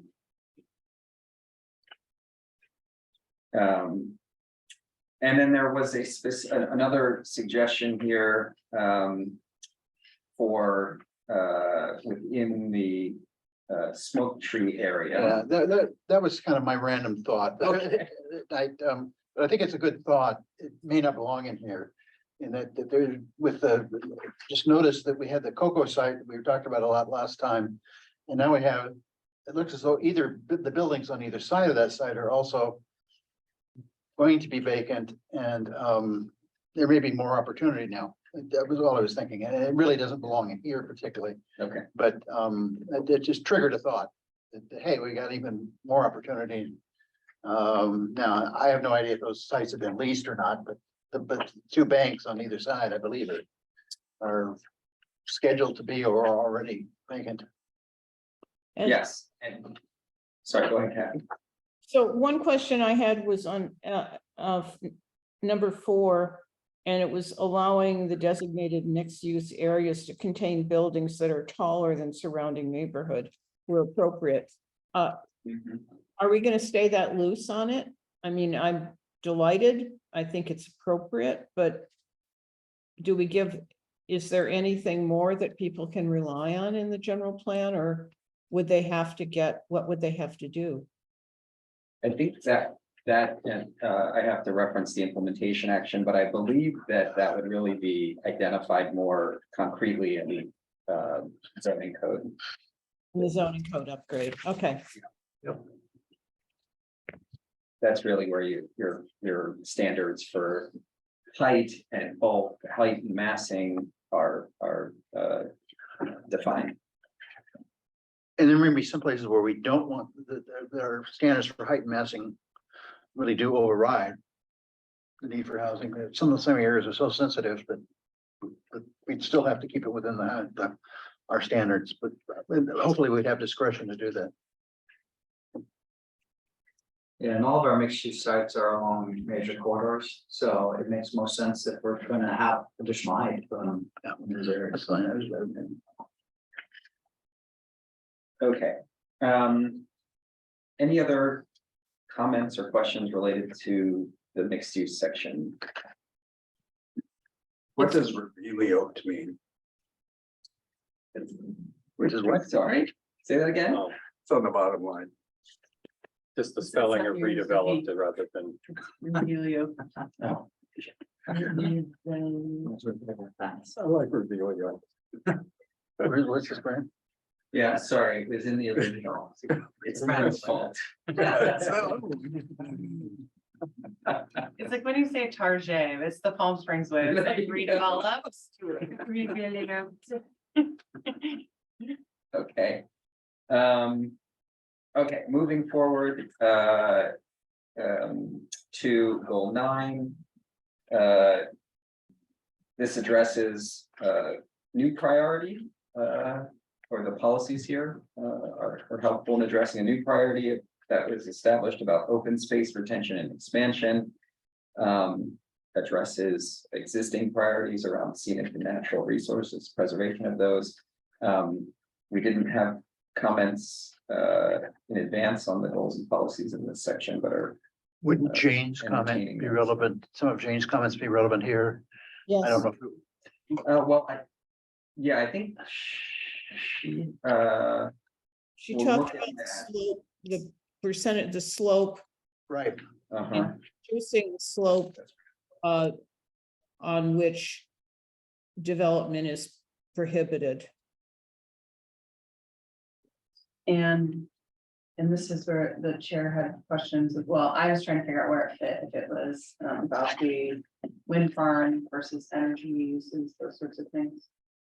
So, Before we go to Jane's, I have one, which is, I'm not sure we need number 4 anymore. Mixed use? With the wind farm development, wind farms are basically seen these days as assets and aesthetic assets. And I do think,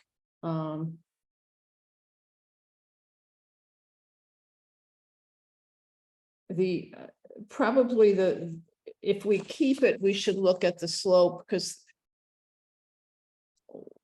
the definition on the slope of 15% or greater, I think this is really old language. And I'm not sure it applies anymore. Where are we? Number 4. Right, Windfarm development on hillsides visible from scenic highways and corridors on slopes of 15% or greater should demonstrate no significant adverse aesthetic impacts or provide adequate mitigation prior to approval. They all get approved. I'm just wondering if we've had to deal with, I mean, what we've been replacing is the old windmills with taller ones where I guess they don't have the impacts people have thought they had on birds, and they're more aesthetic. I think there is there has been some wind farm development, but not in the city of Palm Springs, where we've had very sensitive slope issues up near Whitewater Reserve, and then on the edge of Desert Hot Springs by Highway 62. I don't know if that's our issue, but it is a sensitive issue in some of those developments. But Kathy's right. I think most of ours have been flat. Redevelopment stuff. Maybe the only thing on this is if we keep it, I would work with Wind Tech on the 15% slope. I think we probably will have some on slopes that are greater than 15%. And I just have some questions about that one. Okay. And then I guess I don't love number 1, which is design and landscape hillside development and developments adjacent to natural areas to preserve natural features. I'm just nervous about hillside development in general and development on the fans. I guess we have to have that because some will be permitted 40 to the acre. But just a caution, those were Jane's comments. It's more caution about that. And she was more concerned about the only prohibition being the 30% slope and thought that should be a lower number. And David, I don't know if we can do that. I think historically 30% has been the generally accepted slope angle that we've seen the least likely to be developed. So without further study of this issue, I don't know that we can. We can make a thing to study the slope and see if that's, if development on a 10 or 15% slope is also Okay. difficult. So that could be an implementation item to look at that.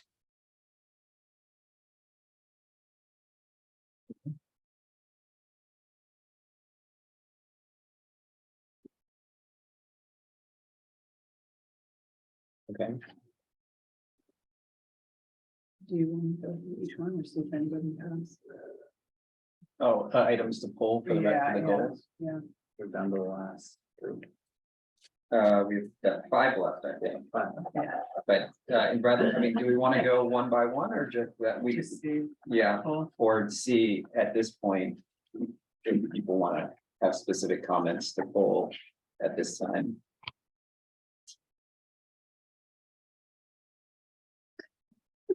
Lively bunch.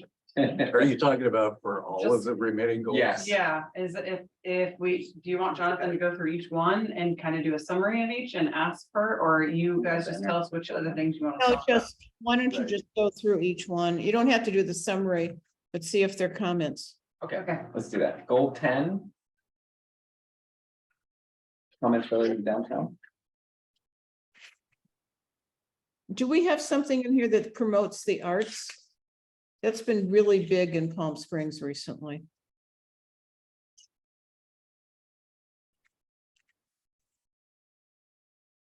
Are you talking about those babies? I'm talking about the babies, I'm talking about Maryland, I'm talking about the upside down car. I'm talking, Yeah, I mean, I think we could make it more explicit. I think we talk about, in LU 10.5 about cultural uses, incorporating cultural uses to strengthen the unique sense of place, but we could specify art or specific types of art that would fall in, that would. I mean, we've seen sculpture, we've been seeing murals, we've been painted, Right.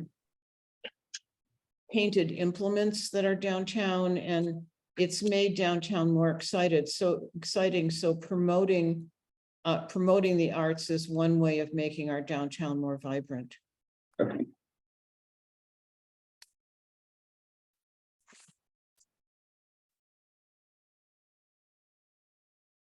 Okay, anything else related to goal 10?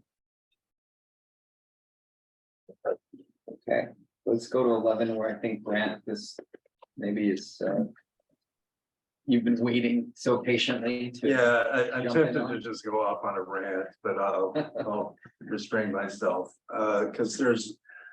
Okay, we did a master plan update for the airport. It was completed 2015 and. Right. There's a new master plan update underway or starting. Yes. And I think that, so my concern is that the scope of this master plan update is potentially quite a bit greater than the last master plan update. And I think that there have been some actions in the past that, well, I'll refer back to let's see, goal LU 10.5 that we were just discussing, strengthen the unique sense of place. That one was in reference to downtown, but I think that we need to have something similar related to the airport. And so the airport has gotten a lot of attention the past several years for being one of the best small airports in the country for one reason or another. And Despite everything. I'm not sure what you mean by that, but well, I mean, I could say the same thing, but we may disagree on what the problems are. I was just being funny. It's anyway, I think that there needs to be something in that section in goal 11 related to sense of place associated with That's a the good idea. airport. So just as an example, I think the Palm Springs Airport is fairly unique in that it's an out-looking airport. It serves more like a train station than an airport. You get off the plane, you step out of the terminal, and there's Palm Springs. Not a gigantic parking lot, not gigantic fields, so on and so forth. And in the past, there have been some directives, maybe a better word, that are inconsistent with maintaining or fostering the brand, if you will, of Palm Springs with some changes, also known as improvements that may not actually be improvements at the airport. So I feel pretty strongly about that one. Okay. So I'll follow up in writing. Actually, I like your concept of the sense of place, the unique sense of place. Yeah. The pressure's gonna be on. It to has a unique increase the size sense of of that. place because it's in the middle of our town, and changes should be appropriate to that location. Yeah, just to elaborate a little bit more, with the facade being class 1 designated, it was class 1 designated, right? And that's just imagining that. I think that we need to maintain something about that. as we're looking at potentially having the main entrance shift, there are all kinds of concepts being bandied about, so we just need to be very sensitive to that. Thanks. Okay. Any other comments related to this goal? Okay, goal 12, any comments here? Yeah, I do. I think goal 12. Doesn't, it's the energy issue. I think Mhm. that we should, it's got distribution centers, it's got commercial, it's got, energy uses, because there are a lot of different energy uses that are going into that space. As well as we have warehouse. And nobody's mentioned how much cannabis we have out there, how much agriculture. But I just think that needs to be a little broader. Yeah, this was a little bit of a concept that we had at the last general plan when we did the update. We looked at this and said, hey, there's an opportunity out here along I-10 that we're kind of ignoring. Maybe things have moved in a slightly different direction over the past, what is it, 12 years, 13, quite a while. But I still think there's some opportunity out there that the other cities are beginning to try to utilize. I mean, Desert Hot Springs is trying to inch their way down to the freeway, and some of the other cities inch their way up. It'd be good if we could think about it. Now, I recognize that Kathy is quite correct, that it's right now it's being dominated by energy. Although we do allow other uses in the energy zone in some of the areas, but there is, anywhere time you've got a freeway going, the transcontinental freeway going through your city, there's an opportunity there. There's an opportunity, and I think we need to be mobile. We need to be nimble to be able to Right. see opportunities that are there. And this doesn't create, it doesn't say that we need to be nimble, and I think we have to be. Yeah, one of the things, Kathy, we as I recall, we discussed a lot is we have a problem with services up there, utilities. And if we could break that stranglehold and make it a policy, that would allow some of these things to go ahead. But some of the developments we've talked about have been stalled by lack of primarily sewer, isn't it? And I think we're moving along. Well, I know we're with the Indian Canyon Railroad Bridge, aren't we? We're bringing a sewer line up there, as I recall. So so maybe what I'd like to see is freeway commercial uses, energy uses, distribution centers, warehouses, and then an additional one that talks about getting services out to that area. And there are two services. I think there's flood protection for some of the, which may or may not be ours, but certainly getting sewers in there would be important. So to prioritize getting full services to that area. Does that go back to the action item from earlier when we were looking at FAR's positioning, infrastructure? You look at all the things like the opportunities, constraints, what it would take, and to re-envision that area, or is it separate? I think it's to also just to make it to basically eliminate the constraints to developing that area. The infrastructure constraints. And then you can work on some of the others, but I did want to add the word energy to 12.2.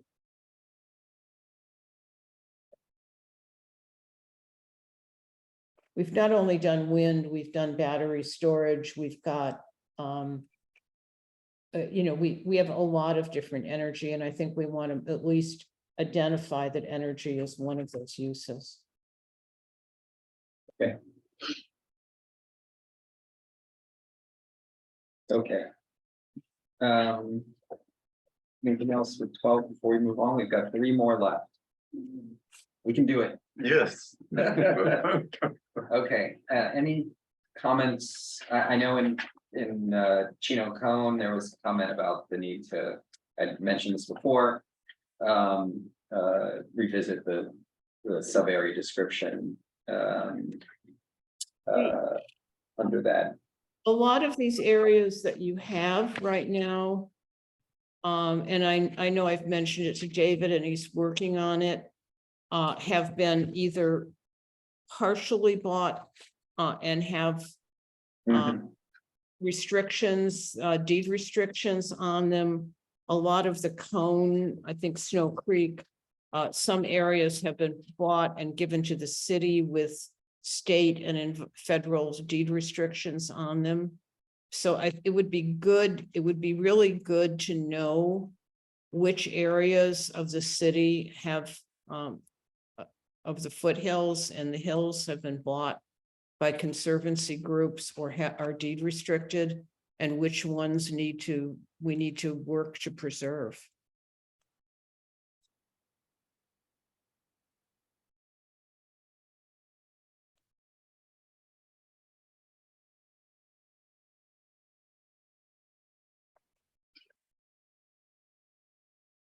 Okay. And I think I agree with Jane on, we need to look at all of the foothill areas that are delicate and need preservation.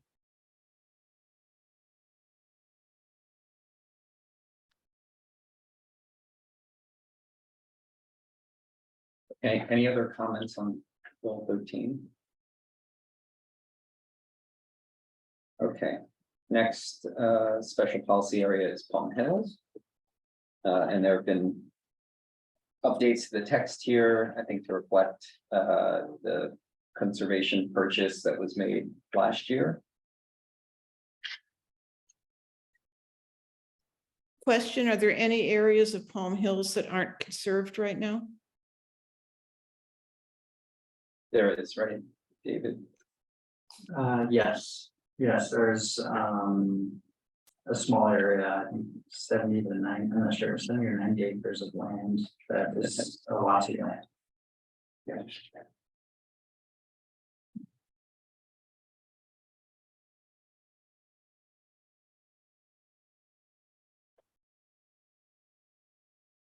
Okay. Last one is Oswit Cone, which was established as a special policy area in 2017 and is specifically covered in the Canyon South specific plan. So Sorry, Looks I like hate to Francis. go in reverse since Yeah. we're so close, but can we go back to 14 for just a second? That last bullet point that says limit ecological footprint of development.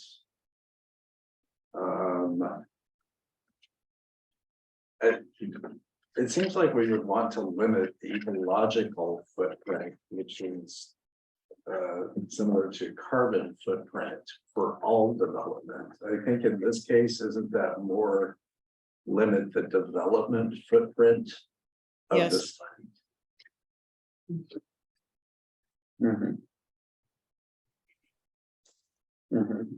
Okay, thanks. Okay. That's probably also the case for the cone, isn't it? It's just a summary bullet, I don't know if that's actually the text. It's not in the text. No. Okay, Yeah. 14.8. Limit and But it says- mitigate their ecological footprint. Oh, yeah. Okay. yeah, I think that's Okay. one of those It just got wordsmithing twisted. Yeah, I got it. things. The intent. Yeah, Okay. Okay, thanks. yeah. Good kids. Get This it is why all. we have Get it everybody all out. look at it. They're like, And how Alright. much of Oswit is protected? There's a little bit that isn't, right? Correct, I think there's still maybe some Alachua land in that area. And some that we may have a development. We've had development requests on. I think most of that has been conserved with Osgood's purchase. But I think there is some still left that is a lot behind. There's also some that comes down into the mesa in the back of Oswett. It might not be, it maybe, well, there's additional land that's adjacent to this policy area that's, has some development capacity. And do we have any goals to preserve the adjacent areas that are sensitive? Or all of the habitat of the sheep?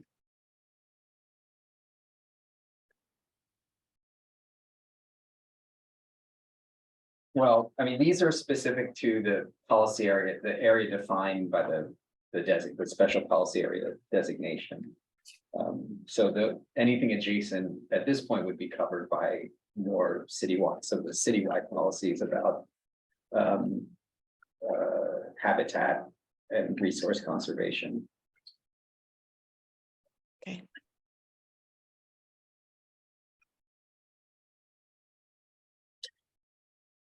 Are there any other questions or comments on the Osgood cone?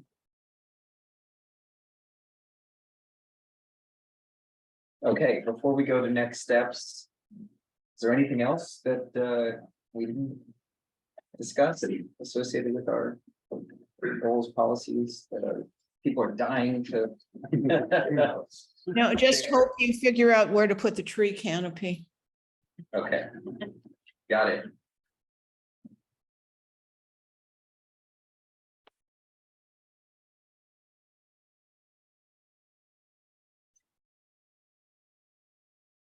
So Okay, any additional wordsmithing type things, you're happy to just get in writing? yes, Okay. I would say if we get it from you within a week, Easy. okay. That would be great. Okay, last piece. Take a picture. All right.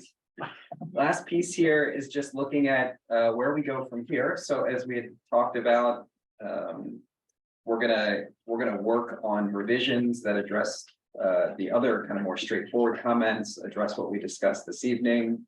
That will be in preparation for a public workshop that'll likely happen in the fall.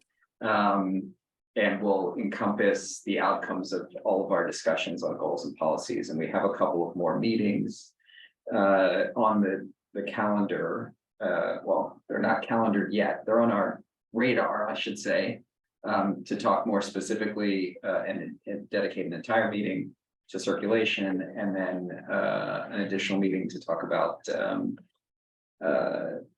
safety and climate and other topics. Circulation also include bicycle trails and. Yes. Vehicular and non-vehicular circulation networks. Does circulation include parking? Typically does. Yeah, that's at a high level. That can be true. Zoning is really where you have the parking standards that are discretely identified. We'll have, yeah. All right, well, let's save that one.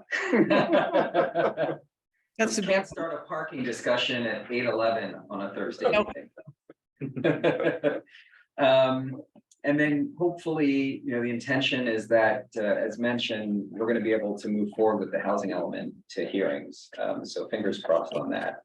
This fall, we're looking at, in addition to the public workshop, completing the environmental work, that zoning consistency analysis, approval hearings, and then also pulling general plan sections into an online format. All very exciting, I know. What?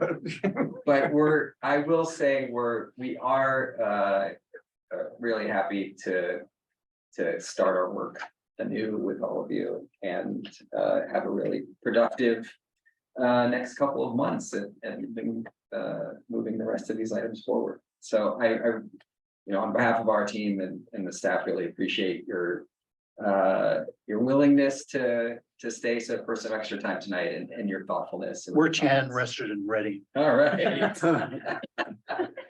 On that note, shall we Catch up adjourn? with you. I just want to say to Kathy, I'm sorry you couldn't be here in person. I think it's nice to be in person. I really miss being able to do that. Yeah, hopefully at our next meeting. Absolutely. Well, hopefully she, we'll see if Kathy recover well here soon. Yes. Yeah, no, it's still with me, so. Ouch. Okay.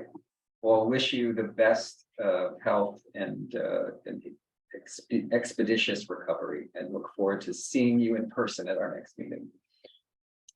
Okay. Yes. Okay. Unless there's any other comments? Move to adjourn. Going twice, move to adjourn. Okay, very good. Thank you. Thank you, everyone. Thanks all. There's something I didn't see in the document about Paul Mills.